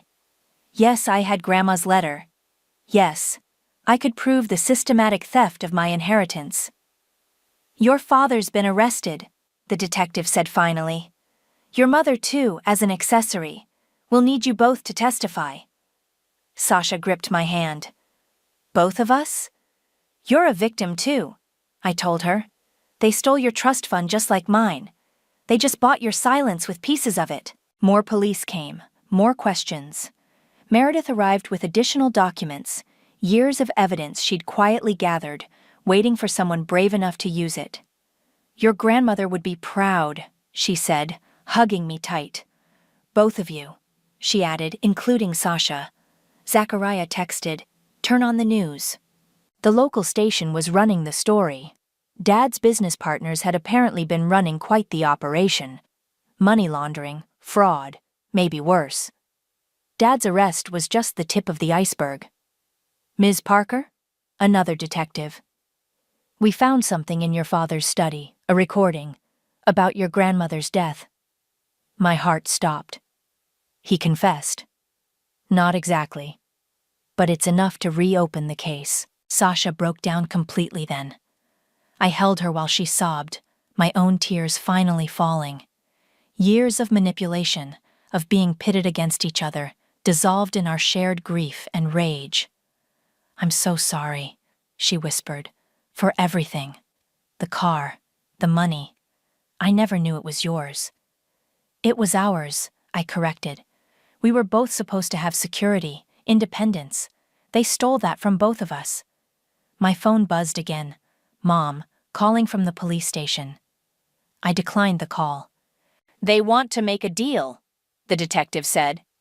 Your father's willing to confess to everything, including your grandmother's death, in exchange for protection from his business associates. No deals, I said firmly. Let him face every consequence. The DA agrees. With the evidence you provided, they don't need his cooperation. More news vans arrived, more police, more questions about years of financial fraud and family secrets. What happens now? Sasha asked quietly. Now? I looked at the chaos around us. Now we rebuild, without lies, without manipulation, just truth. And therapy, Meredith added. Lots of therapy. A familiar face appeared in my doorway, the bank manager who had handled my emergency transfers. Ms. Parker, we've frozen all associated accounts, she said. Once the investigation confirms the fraud, we can begin restoration of funds. Both accounts, I said firmly. Mine and my sister's. Sasha started crying again. After everything they made me do to you. They made you do it, I emphasized. Just like they made me be the responsible one. We were both playing roles they wrote for us. The detective cleared his throat. One more thing. We found this in your father's safe. He handed me an old photo. Grandma Margaret holding baby me, Sasha not yet born. On the back, in her handwriting, "My girls deserve better than lies. Truth sets us free." She knew, Meredith said softly. She was trying to protect you both. I hugged the photo to my chest, letting years of pain and anger flow through me. Mom and Dad would face justice. Their criminal associates would face consequences. The truth would finally come out. We deserve better, I told Sasha, echoing our grandmother's words. And now, we'll make sure we get it. Outside, reporters called my name. Inside, detectives gathered evidence. But in that moment, holding my sister and our grandmother's photo, I felt something I hadn't in years. Peace. The gavel struck with finality. Dad stared straight ahead as the judge read his sentence, 20 years for fraud, conspiracy, and manslaughter. Mom got 12 years for her role as an accessory. Neither looked at me or Sasha in the gallery. Outside the courthouse, reporters swarmed. How does it feel to expose your own parents' crimes? It feels like justice, I said simply. For my grandmother. For every person they deceived. Sasha squeezed my hand. She'd testified too, breaking down on the stand as she described how our parents had manipulated us both. Her testimony had sealed their fate. The estate has been unfrozen, our lawyer announced, joining us. The trust funds will be distributed as originally intended, split equally between you both. What about the business partners? Sasha asked quietly. Most are in custody. The others... He shrugged. Let's just say they have bigger problems than your father now. Meredith waited by her car. Your grandmother's house is empty, she said. The police are done processing it. Ready to see it? The drive was quiet. I hadn't been to Grandma Margaret's house since before her death. It stood exactly as I remembered, a Victorian beauty with a wraparound porch where she used to read me stories. Look what I found, Meredith said, unlocking the door. In the living room, she'd set up an old projector screen. Home movies flickered to life. Grandma Margaret holding baby me, then toddler Sasha, teaching us to bake, reading on that porch. Her voice came through clear and strong. My girls are going to change the world someday. She left the house to you both, Meredith said softly. Joint ownership. It's in her real will, the one your father hid. Sasha walked to the window. We could restore it. Make it a home again. Together, I agreed. My phone buzzed. Zachariah. He'd been patient, supportive, never pushing for more than I could give. Coffee later? Yes, I texted back. Some broken things were worth rebuilding. Miss Parker? A detective stood in the doorway. The safety deposit box you requested, we found it. Inside was a letter addressed to me and Sasha, dated the day before Grandma died. My darling girls, if you're reading this, the truth has finally come out. I'm sorry I couldn't protect you from what's coming, but I know you'll protect each other when it does. Charlie, your strength isn't just in being responsible, it's in your capacity for justice. Sasha, your light isn't dimmed by their manipulation, it's waiting to shine on your own terms. Together you're unstoppable. The house is yours. The truth is yours. Your lives are yours. I love you both, forever and always. Grandma Margaret. Sasha wiped her eyes. She knew. All this time she knew they'd try to turn us against each other. But they failed, I said firmly. The afternoon sun streamed through stained glass windows, casting rainbow patterns across old hardwood floors. This house held darkness, yes, but also light, also truth. I'm selling the BMW, Sasha announced suddenly. And my designer stuff. Going back to school instead. Business degree? I asked. Social work. She smiled sadly. I want to help other families break cycles of abuse. Meredith cleared her throat. Your grandmother left something else, for when you were ready. She handed us each a key. To her private study. She called it her legacy room. The small room was lined with journals, decades of observations, evidence, carefully documented proof of our father's descent into criminality.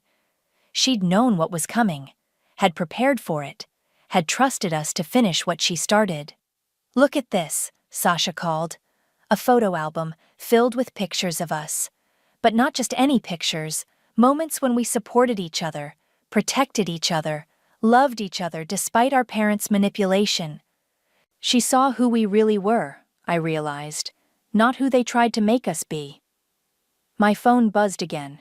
A text from Mom's burner prison phone. We did it all for you girls. I showed Sasha. Together we typed back, no, you did it for yourselves. We're doing this for us. Then we blocked the number. Outside, the sun was setting. Inside, decades of lies were finally fading into truth. Sasha and I stood in our grandmother's study, surrounded by her legacy of love and justice. Ready to go home? I asked. Sasha looked around the room, at the evidence of our grandmother's strength, at the proof of our own resilience. We are home, she said simply. And she was right. Sometimes home isn't where you're broken. It's where you finally become whole. I never meant to eavesdrop that night. Standing in our dimly lit hallway, grocery bags still in hand, I froze as my mother's voice drifted through the crack beneath my parents' bedroom door. We had no choice, Alice. Danny needed that money for his investors. You know how desperate he was. But it was Felicity's inheritance, Truman. What if she finds out? My name is Felicity, and in that moment, my whole world shifted. The inheritance my grandmother had left me, the one my parents had been managing until I was ready, had apparently found a new owner. My hands trembled as I set down the bags, careful not to make a sound. She won't, my father replied. Besides, Danny promised he'd pay it back double once his crypto venture takes off. It's a sure thing this time. I had to bite my lip to keep from laughing. Danny's sure things had a perfect track record of failure. What about the house down payment she's been saving for? Mum's voice quivered. We'll figure something out. We always do. The hallway started spinning. 5 years of overtime shifts and declined vacations, all for that down payment. And now... Felicity? Danny's voice behind me made me jump. What are you doing? Before I could stop myself, I shoved past him and burst through my parents' door. Mum was perched on the edge of their bed, Dad standing by the window. Their faces told me everything I needed to know. How much? My voice came out steadier than I felt. How much of my inheritance did you give him? Mom's hand flew to her throat. Sweetheart, we can explain. How much? Dad stepped forward, arms raised like he was approaching a wounded animal. Now, Felicity, you need to understand. Your brother was in trouble. 300,000, Danny said from behind me. But it's not what you think. This investment is different. I've done the research. I whirled around. Like you researched that food truck franchise? Or the NFT gallery? That's enough, Dad's voice boomed. We're family. We help each other. Help each other? I laughed, the sound harsh and foreign. When was the last time anyone helped me? Mom stood up, reaching for me. Darling, please, we were going to tell you. When? After Danny lost it all again? You don't understand business, Danny cut in. Sometimes you have to take risks. With your own money! I was screaming now. Years of being the responsible one, the reliable one, the invisible one, boiling over. That inheritance was all I had left of Grandma. She trusted you to protect it for me. And we did protect it, Dad insisted. We protected it by keeping it in the family. Danny's venture will what? Fail, like everything else he touches.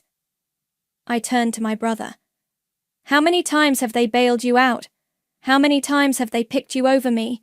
The silence that followed was deafening. Mom was crying now. Dad's face had turned red, and Danny just looked bored, like this was all beneath him. I want it back, I said finally. All of it, every penny. Dad shook his head. The money's already invested. Then uninvest it. Felicity, Mom pleaded, be reasonable. We're family. Family doesn't steal from family.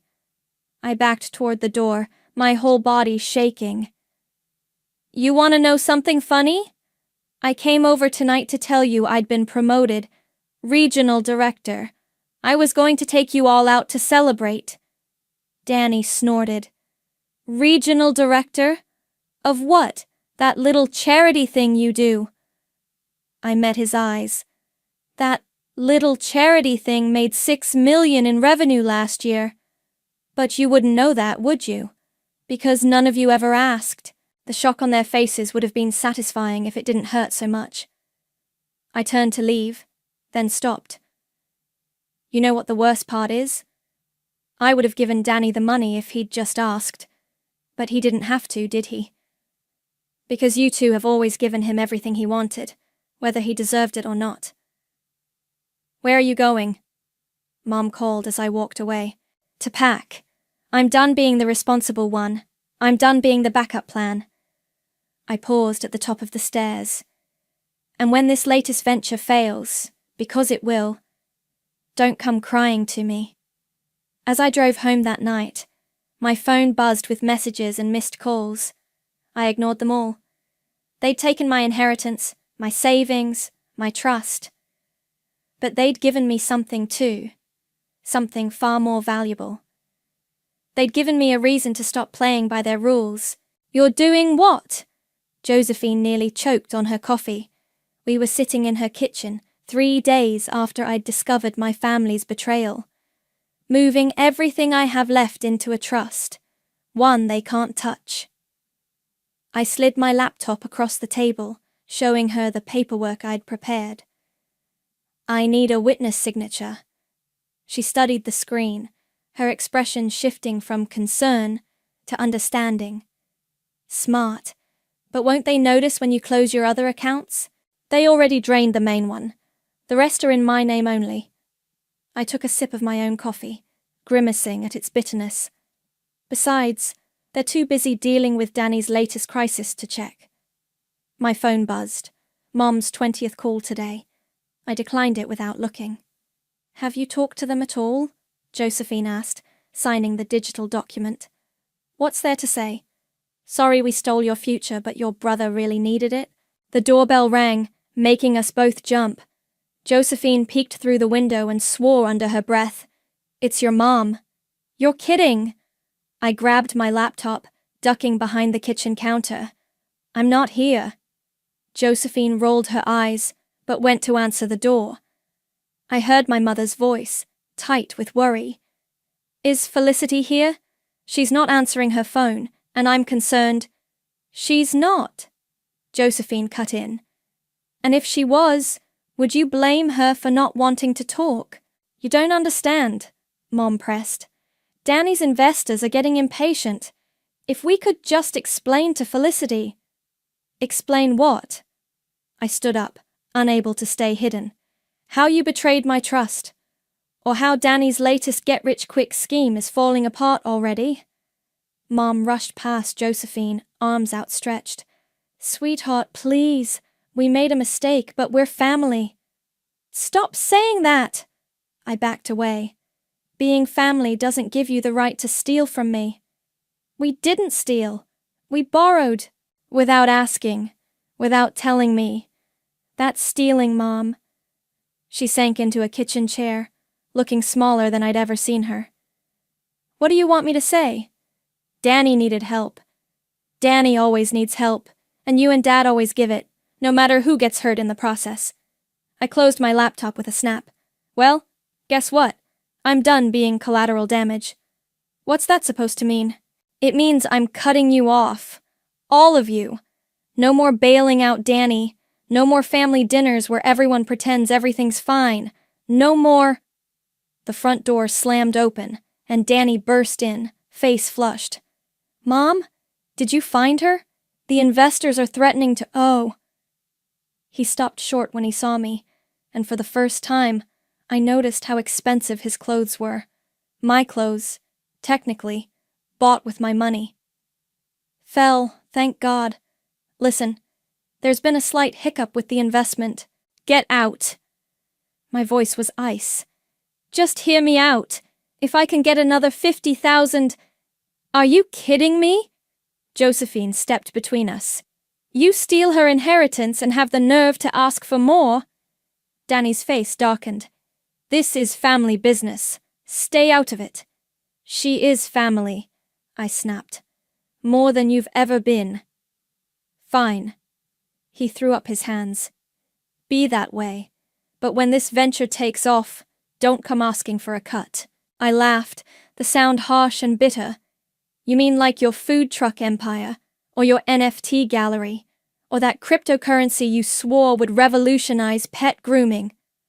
Those were learning experiences. Those were failures, and now you've dragged my inheritance down with them.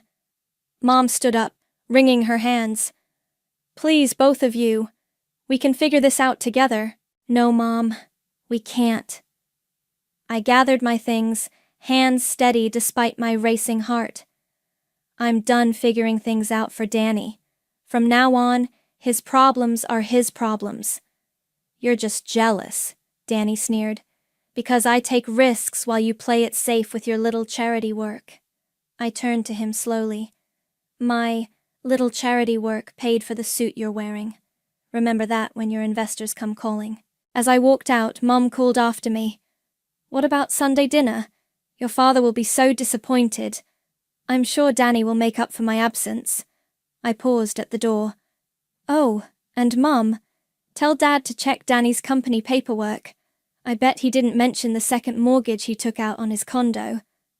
Danny's face went pale. How did you... I have friends in finance. Unlike you, I actually network instead of just talking about it. I left them there. Mom crying, Danny sputtering excuses. Josephine followed me out to my car. That was brutal, she said, but necessary. Yeah. I checked my phone. 3 missed calls from Dad. Think they'll finally learn their lesson? Probably not. But you learned yours. I started the engine, feeling lighter than I had in days. Time to start playing by my own rules. You're in the wrong room. The man at the front of the entrepreneurship workshop didn't even look up from his laptop. Beginner's class is down the hall. I'm exactly where I need to be. I dropped my portfolio on the desk with a thud. Advanced business strategy and growth, right? He finally looked up, eyes sharp behind rimless glasses. This class is for experienced business owners. Regional Director of Hope Forward Foundation. 6 million in revenue last year. That experienced enough? A smile tugged at his lips. I'm Emmett. Take a seat. Over the next 2 hours, I absorbed everything he taught about scaling businesses and identifying market opportunities. When the other students filed out, I stayed behind. Question? Emmett asked, packing up his materials. More like a proposition. I need a mentor. He paused. I don't usually. I know what happened with your sister's tech startup, how your family took advantage, nearly bankrupted you. His expression hardened. How did you... I did my research before signing up. And I need someone who understands what it's like when family becomes your biggest liability. Interesting pitch. He leaned against the desk. Tell me more. I laid out my situation. The stolen inheritance, Danny's failed ventures, my parents enabling. By the time I finished, Emmett was nodding slowly. So, you want revenge? I want independence. And maybe... I smiled. To show them exactly what they overlooked. Good answer. He pulled out his phone. I have an hour before my next class. Coffee? At the cafe across the street, Emmett reviewed my foundation's numbers. These are impressive, but you're playing it safe. Safe pays the bills. Safe keeps you invisible. He scribbled something on a napkin. What if you could help 10 times as many people and make 20 times the profit? I'm listening. Your foundation teaches job skills to underprivileged communities, right? But you rely on donations and grants. What if... A familiar voice cut through the cafe. Felicity? I turned to see Sylvia, my parents' friend, approaching our table. Sylvia, hi. I've been trying to reach you. Your mother is beside herself. I'm in a meeting. I gestured to Emmett, who gave a polite nod. But your parents' house. Surely you've heard. My coffee turned cold in my stomach. Heard what? The bank called their loan. Something about Danny's business dealings affecting their credit? She wrung her hands. They might lose the house. Emmett watched me carefully as Sylvia continued. Your father's not sleeping. Your mother keeps saying if they'd just listen to you about Danny's investment. Thank you for letting me know. I cut her off, my voice steady. But I really need to get back to my meeting. After she left, Emmett leaned forward. You okay? No. I met his gaze. I'm angry. They chose Danny over me for years, and now they're losing everything because of it. Good. He pushed the napkin toward me. Use that anger. Channel it into this. I looked at his scribbles. A business model that would transform my foundation into something bigger, bolder. It's risky, he warned. You'll need capital, connections. I have connections, and thanks to my secret trust, I still have some capital they couldn't touch. You'll also need to be ruthless. No more playing the reliable daughter. I thought of Danny in his expensive suit, of Mom crying in Josephine's kitchen, of Dad dismissing my concerns for years. Ruthless I can do. Emmett grinned. Then let's talk strategy. First, you'll need to... My phone buzzed. Dad's number. Aren't you going to answer that? I declined the call. They made their choice. Now I'm making mine. We spent the next hour outlining plans, identifying potential investors, mapping out a timeline. As we wrapped up, Emmett handed me his card. 2 rules if we do this. 1, you follow my lead without question. 2, no matter what your family does, you stay focused. Deal. I stood to leave, then paused. Why are you helping me? Because 10 years ago I was you, watching family destroy everything I built. He shrugged. Maybe helping you get your revenge will be my revenge too. It's not about revenge, I said automatically. No? He raised an eyebrow. Then why does it feel so good planning it? I left the cafe smiling. Another call from Mom going to voicemail. Let them worry. Let them wonder.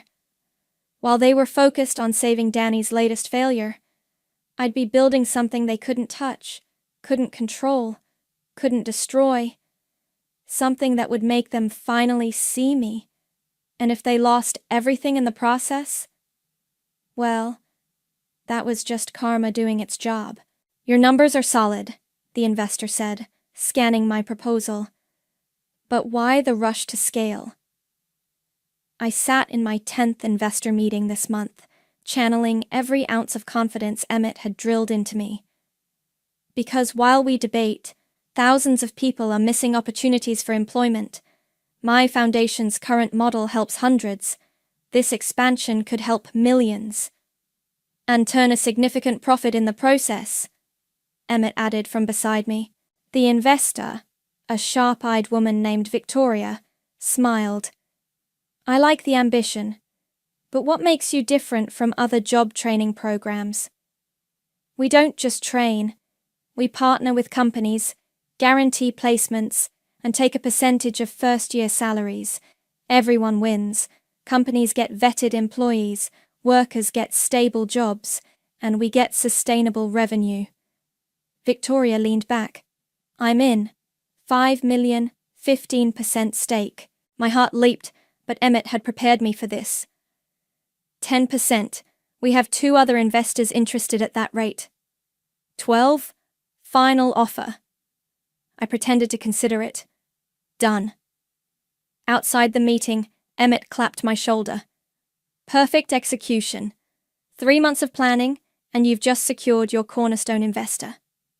My phone buzzed. A text from Josephine. SOS. Danny at my door asking about you. Speaking of planning, Emmett said, reading over my shoulder. How's the family situation? About to get more complicated. I typed a quick response telling Josephine to send Danny away. They're selling the house next week. Good. Let them hit bottom. Makes your eyes more dramatic. A familiar figure caught my eye across the lobby. Speaking of Danny, my brother was walking toward us, looking decidedly less polished than the last time I'd seen him. His designer suit had been replaced by wrinkled khakis and an untucked shirt. Fell. Thank God. I've been trying to reach you. I've been busy. I turned to Emmett. Meet you at the office?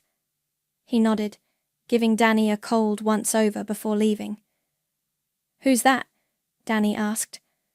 My business partner. What do you want? He ran a hand through his unkempt hair. Look, I know things are weird right now, but I need your help. I've got this new opportunity. No. You haven't even heard the pitch. It's brilliant. We could work together. Like we worked together on my inheritance? His face flushed. That was different. I was desperate. And now you're desperate again. I checked my watch. I have another meeting. Mom and Dad are losing the house. I know. And you don't care? I met his eyes. Did you care when you took my money? That's not fair. I was going to pay you back. With what? Your crypto crashed, Danny. Your investors are suing. You've got nothing left to lose, but Mom and Dad? I shook my head. They're losing everything because of you. Because of me? His voice rose.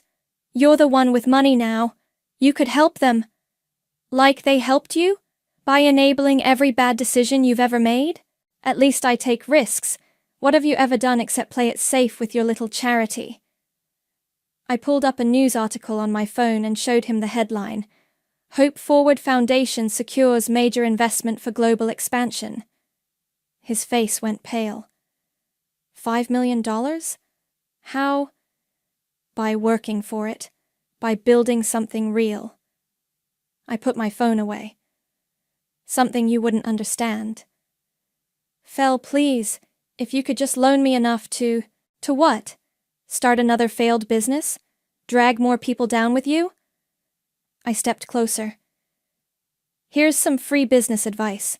Stop looking for handouts and start facing consequences. They're your parents too. And they chose you, every time. I turned to leave.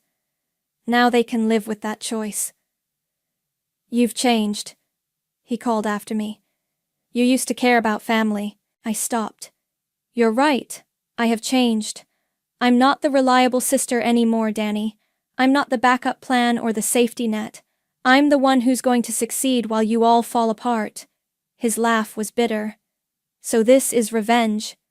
No, I smiled. This is karma. And it's just getting started. Back at my office, Emmett was waiting with champagne. To $5 million and sweet justice. I took a glass. He wanted money. Of course he did. They always do. Emmett's expression darkened. My sister showed up at my door 5 times before she finally got the message. And now she works retail and lives in a studio apartment. Sometimes rock bottom is the only teacher people understand. I stared at my reflection in the window, remembering Danny's desperate face. Think they'll ever learn? Doesn't matter. Emmett clinked his glass against mine. Because by the time they do, you'll be too powerful for them to touch. I smiled, watching the sunset paint the sky gold. He was right. My family had made their choices, Now they could watch me make mine. Local foundation revolutionizes job training market, Josephine read from her tablet. Hope Forward Foundation, under the leadership of visionary CEO Felicity, has transformed from a local charity into a national powerhouse. I barely heard her, focused on the moving truck outside my parents' house. From my parked car across the street, I watched them load furniture I'd grown up with. You shouldn't torture yourself like this, Josephine said softly. I'm not. I'm reminding myself why I'm doing this. I watched Mum emerge, wiping tears as Dad guided her to their car. Where are they staying? Small apartment across town. Danny's couch surfing with friends. My phone lit up with a message from Emmett. Today's show wants an interview. Time to show your family what they missed? You're going to do it, right? Josephine asked, reading over my shoulder. Before I could answer, a knock on my car window made us both jump. Mom stood there, looking older than I'd ever seen her. I rolled down the window. Hi, Mom. I thought that was your car. She tried to smile. You look good. Professional. Thanks. I saw you in the business journal. Your father and we're proud of you. I gripped the steering wheel tighter. Now you're proud? Not when I was working 60-hour weeks building the foundation? Not when I made director? Felicity, please. We've lost everything. Can't we just... You lost everything because you gave it to Danny. My inheritance, your savings, the house equity, all gone because you couldn't say no to him. He's your brother, and I'm your daughter. The words exploded out of me. But that never seemed to matter, did it? Dad appeared behind her. Is that Felicity? Thank God. We need to talk about... About what? Money? I laughed. That's the only reason you ever notice me now. That's not fair, Mum protested. We notice... Really? What position did I just get promoted to? What's my foundation's new program called? How many employees do I have? Their silence was answer enough. But I bet you know exactly how much Danny lost on his last venture, every detail of his latest brilliant idea. We made mistakes, Dad admitted, but we're still family. Family? I started the engine. Family trusts each other. Family supports each other. Family doesn't steal inheritances. Please, Mom reached through the window. We're about to lose our last storage unit. All our memories, photos. Should have thought about that before giving Danny the storage payment for his crypto scheme. Dad's face hardened. You're enjoying this, aren't you? Watching us suffer? No, Dad. I'm just done suffering for you. I pulled away, leaving them standing in front of their empty house. Josephine waited until we turned the corner before speaking. You okay? No. I pulled into a coffee shop parking lot. But I will be. My phone rang. Emmett, tell me you're doing the Today Show interview, he said without preamble. I don't know. Feels petty. It's not petty. It's strategic. Your story will inspire people. Girl from modest background, betrayed by family, builds empire helping others. It's perfect. Speaking of perfect, Josephine cut in. Incoming drama at 2:00. Danny was walking toward my car, looking worse than ever. I'll call you back, I told Emmett. Danny knocked on my window. This time, I got out. You look terrible. Yeah, well, sleeping on friends' couches will do that. He shuffled his feet. Nice article in the journal. What do you want, Danny? Can't I congratulate my successful sister? You never have before. He winced. Okay, I deserve that. Look, I've been thinking, maybe we could work together? Your business model is amazing, and I have some ideas. Stop. I held up my hand. Just stop. You don't want to work with me. You want to work through me, access my contacts, my investors, my reputation. That's not... It is. It always is. But here's the thing, Danny. I'm not the backup plan anymore. I'm not the safety net. I'm the one who succeeded despite you, despite Mom and Dad, despite everyone who thought I was playing it too safe. They're living in a one-bedroom apartment, Fel. Mom's crying every night. Dad's working at a hardware store, and you're still trying to scheme instead of getting a real job. His face flushed. I'm an entrepreneur. You're a con artist who's been enabled his whole life, but guess what? The enabling stops here. The Today Show wants to interview me, I continued. National television. Should I tell them about my inspiring family? About how you stole my inheritance? About how our parents chose you over me every single time? He paled. You wouldn't. Watch me. As I got back in my car, he called out, What happened to you? I looked at him through the window. I grew up. Maybe it's time you did too. Pulling out my phone, I texted Emmett. Book the interview. Time to show everyone exactly who I've become. And your foundation has helped how many people find employment? The Today Show host asked, leaning forward with practiced interest.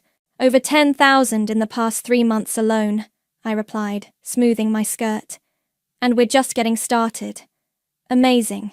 And this all began with a small local charity. Actually, I met her gaze. It began with betrayal. The host's eyes lit up. Oh? My family stole my inheritance, money my grandmother left specifically for me to fund my brother's failed business ventures. Instead of breaking me, it motivated me to build something they couldn't touch. Emmett, watching from the wings, gave me a thumbs up. That must have been devastating, the host sympathized. It was, but it taught me something valuable. Sometimes the people closest to you can be the ones holding you back. After the interview, my phone exploded with notifications. Josephine sent a screenshot of my parents' Facebook post. So proud of our daughter's success. Family is everything. Hypocrites, I muttered, showing Emmett.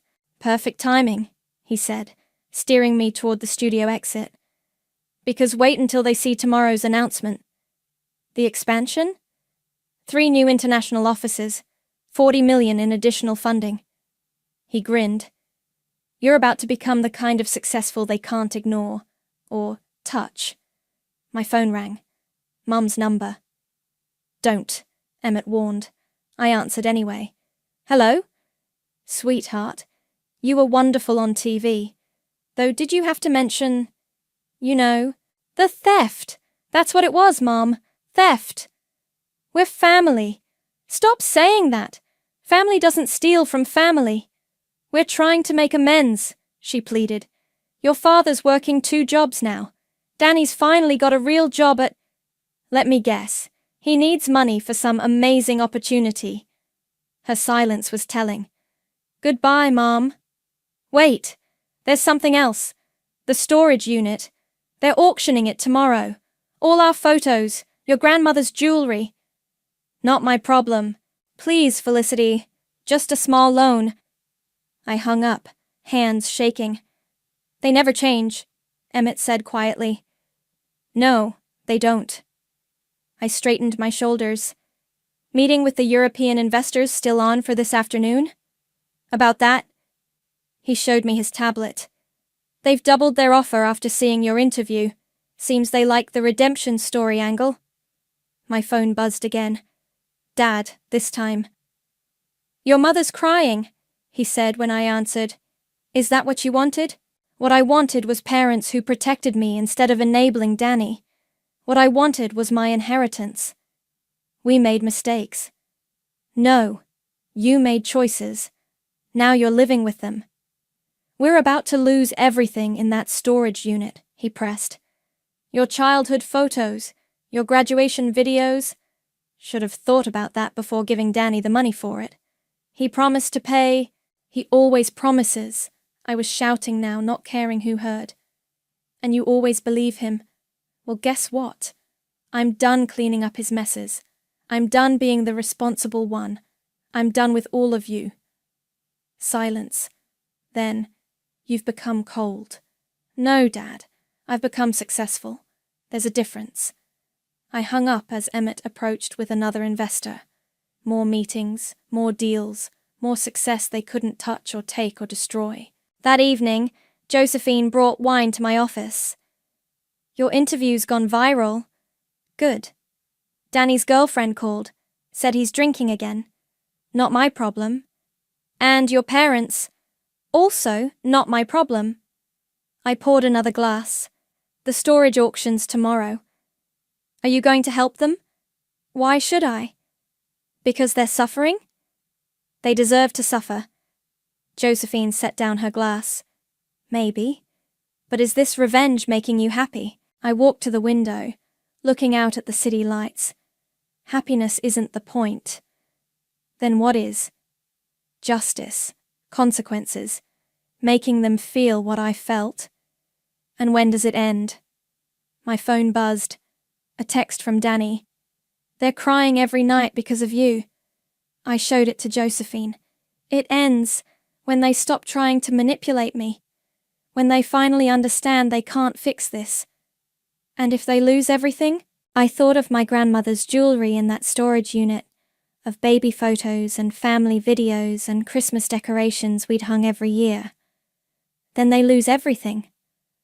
Josephine stood to leave. Just remember, revenge changes both sides. Make sure you recognize yourself when this is over. After she left, I stared at my reflection in the window. The designer suit, the perfect makeup, the cold eyes. Success looked good on me, but somewhere, in a storage unit across town, a little girl in faded photographs smiled with her family, not knowing what they'd become, or what she'd become. The storage facility's parking lot was nearly empty when I pulled in, 15 minutes before the auction. I told myself I was just curious, but the knot in my stomach suggested otherwise. Going once, Unit 247, starting bid 500. I rounded the corner to find a small crowd gathered around my parents' storage unit. Mom and Dad stood at the back, holding hands, looking defeated. Danny wasn't there. 500. Do I hear 550? 600, someone called. Mom wiped her eyes with a tissue. Dad just stared at the ground. 700, I said, loud enough to carry. They both spun around. Mom started forward, but Dad held her back. 800, called another bidder. 1,000, I counted. The auctioneer perked up. $1,000, do I hear? 2,000, said a familiar voice. Danny emerged from behind a row of units, eyes bloodshot, clothes rumpled. 2,500, I said without looking at him. 3,000, Mom gasped. Danny, where did you... 5,000, I said flatly. The crowd murmured. Danny's face reddened. 6,000, I finally turned to him. Where'd you get the money, Danny? Another scam? Another loan? 7,000, his voice cracked. $10,000, I said to the auctioneer. Cash, right now. Silence fell. Danny's shoulders slumped. 10,000 going once, twice, sold. As the crowd dispersed, Danny stormed over. Why? Why can't you just let me fix this? Because you can't fix anything. Where did you get that money? He looked away. I borrowed it. From who? Some guys. They offered good terms. Loan sharks? Dad stepped forward. Danny, how could you? I had to do something, while she, he jabbed a finger at me, sits in her fancy office watching us suffer. You did this, I said quietly. All of it. The inheritance, the house, and now loan sharks? When does it end? I was trying to save our memories. No, you were trying to play hero again. But you know what? I'm done watching you destroy everything you touch. I turned to my parents. The unit's contents will be donated.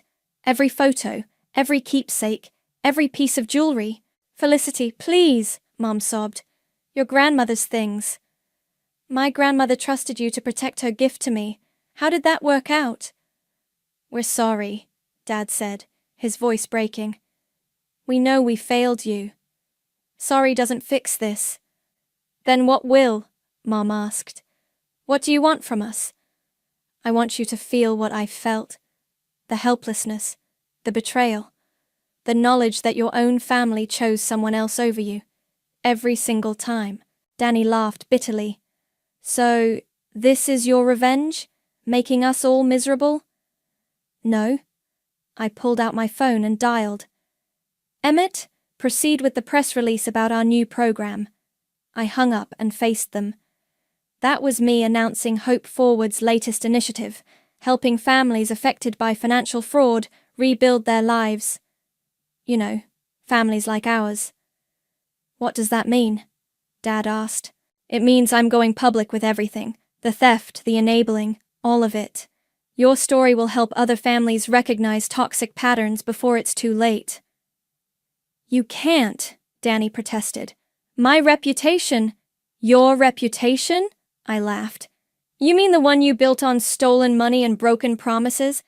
That reputation? We're begging you, Mom pleaded. We've lost everything else, and whose fault is that? Who chose Danny over me? Who stole my inheritance? Who watched me work myself to exhaustion, building something real while throwing money at his schemes? Dad stepped forward. What do you want us to do? I want you to live with your choices. I want you to watch while I succeed without you. I want you to understand that actions have consequences. The loan sharks, Danny said quietly. They'll hurt me if I don't pay. Should have thought of that before borrowing from them. Felicity, Mom grabbed my arm. He's your brother. I pulled away. Not anymore. As I walked to my car, Dad called out, We really are proud of you, you know, despite everything. I stopped but didn't turn around. Funny how your pride only showed up after I became successful. Please, Mom tried one last time. Don't do this. I'm not doing anything. I'm just telling the truth. The whole truth. Finally, I got in my car, watching them in my rearview mirror. Mom crying, Dad holding her, Danny staring at the ground. A perfect family portrait of consequences. My phone buzzed. Emmett. Press release goes live in an hour. Sure about this? I typed back. Absolutely. Time for everyone to see the real story. As I drove away, I didn't look back. They'd made their choices. Now they could live with them. Your story has inspired thousands, the interviewer said, adjusting her microphone. We sat in my office, surrounded by cameras for a major business magazine feature. But some might say exposing your family was cruel. Cruel? I glanced at the framed magazine covers on my wall, each highlighting Hope Forward's success. What's cruel is watching your brother destroy lives while your parents enable him. And has he changed? Before I could answer, my assistant knocked. Sorry to interrupt, but there's someone here you need to see. Danny walked in, wearing a uniform from a local grocery store. The interviewer's eyes widened with recognition. Can we pause? I asked her.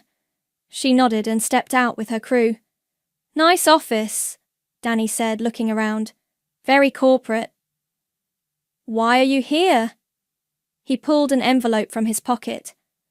First payment, for the loan sharks. You're working as a grocery clerk? Assistant manager, actually. He managed a small smile.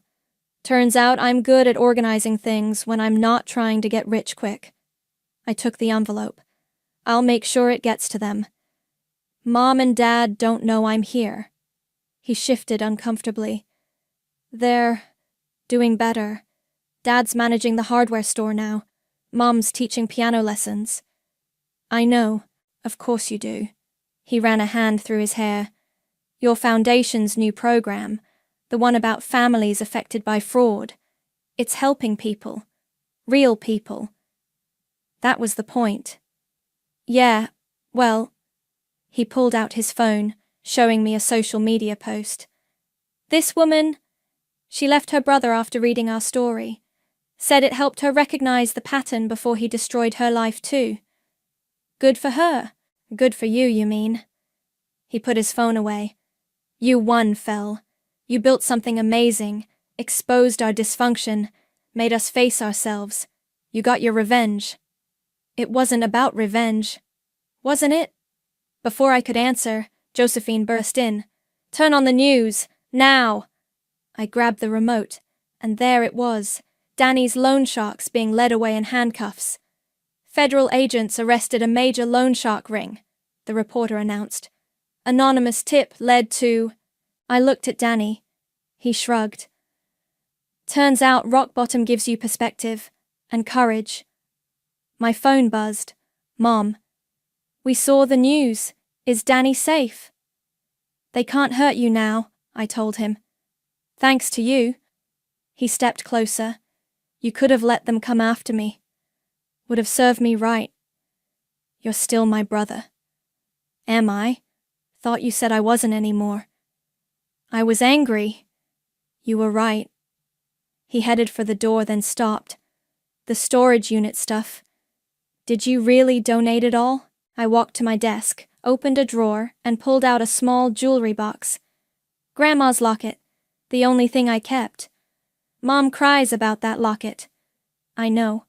I stared at it. Tell her she can come see it sometime, if she wants. His eyes widened. Really? Small steps, Danny. Very small steps. After he left, the interviewer returned. Family drama? Family healing. Maybe. Want to talk about it? I thought about Danny in his uniform, about Mom teaching piano, about Dad managing instead of enabling. Want to hear a different story? I asked. Not about revenge or justice, but about growth? About how sometimes losing everything helps you find yourself? She leaned forward. Tell me. My family betrayed me, I began. But their betrayal forced me to become stronger, to build something meaningful, to help others avoid our mistakes. And now I understand something my grandmother tried to tell me. True success isn't about getting even. It's about getting better. My phone buzzed again. Dad, proud of what you did for Danny. Proud of who you've become. Not because of your success, but because of your strength. For the first time in months, I wrote back. Thanks, Dad. The interviewer smiled. So what's next for Hope Forward? I picked up the locket, feeling its weight. We're launching a new initiative, Family Reconciliation Counseling, because sometimes the hardest person to forgive isn't the one who hurt you, it's the person you became while hurting them back. Speaking from experience? Speaking from hope. I put the locket back in my desk, because forward is the only way to grow. After the interview, I called Mum. She answered on the first ring. Felicity? The locket, I said. Come see it tomorrow? We can talk. Her breath caught. I'd like that. Small steps, Mum. Small steps, she agreed. I hung up and looked out my office window at the city below. Somewhere out there, families were healing because of our story, including maybe our own, not through revenge or justice or even success, but through the hardest victory of all, forgiveness.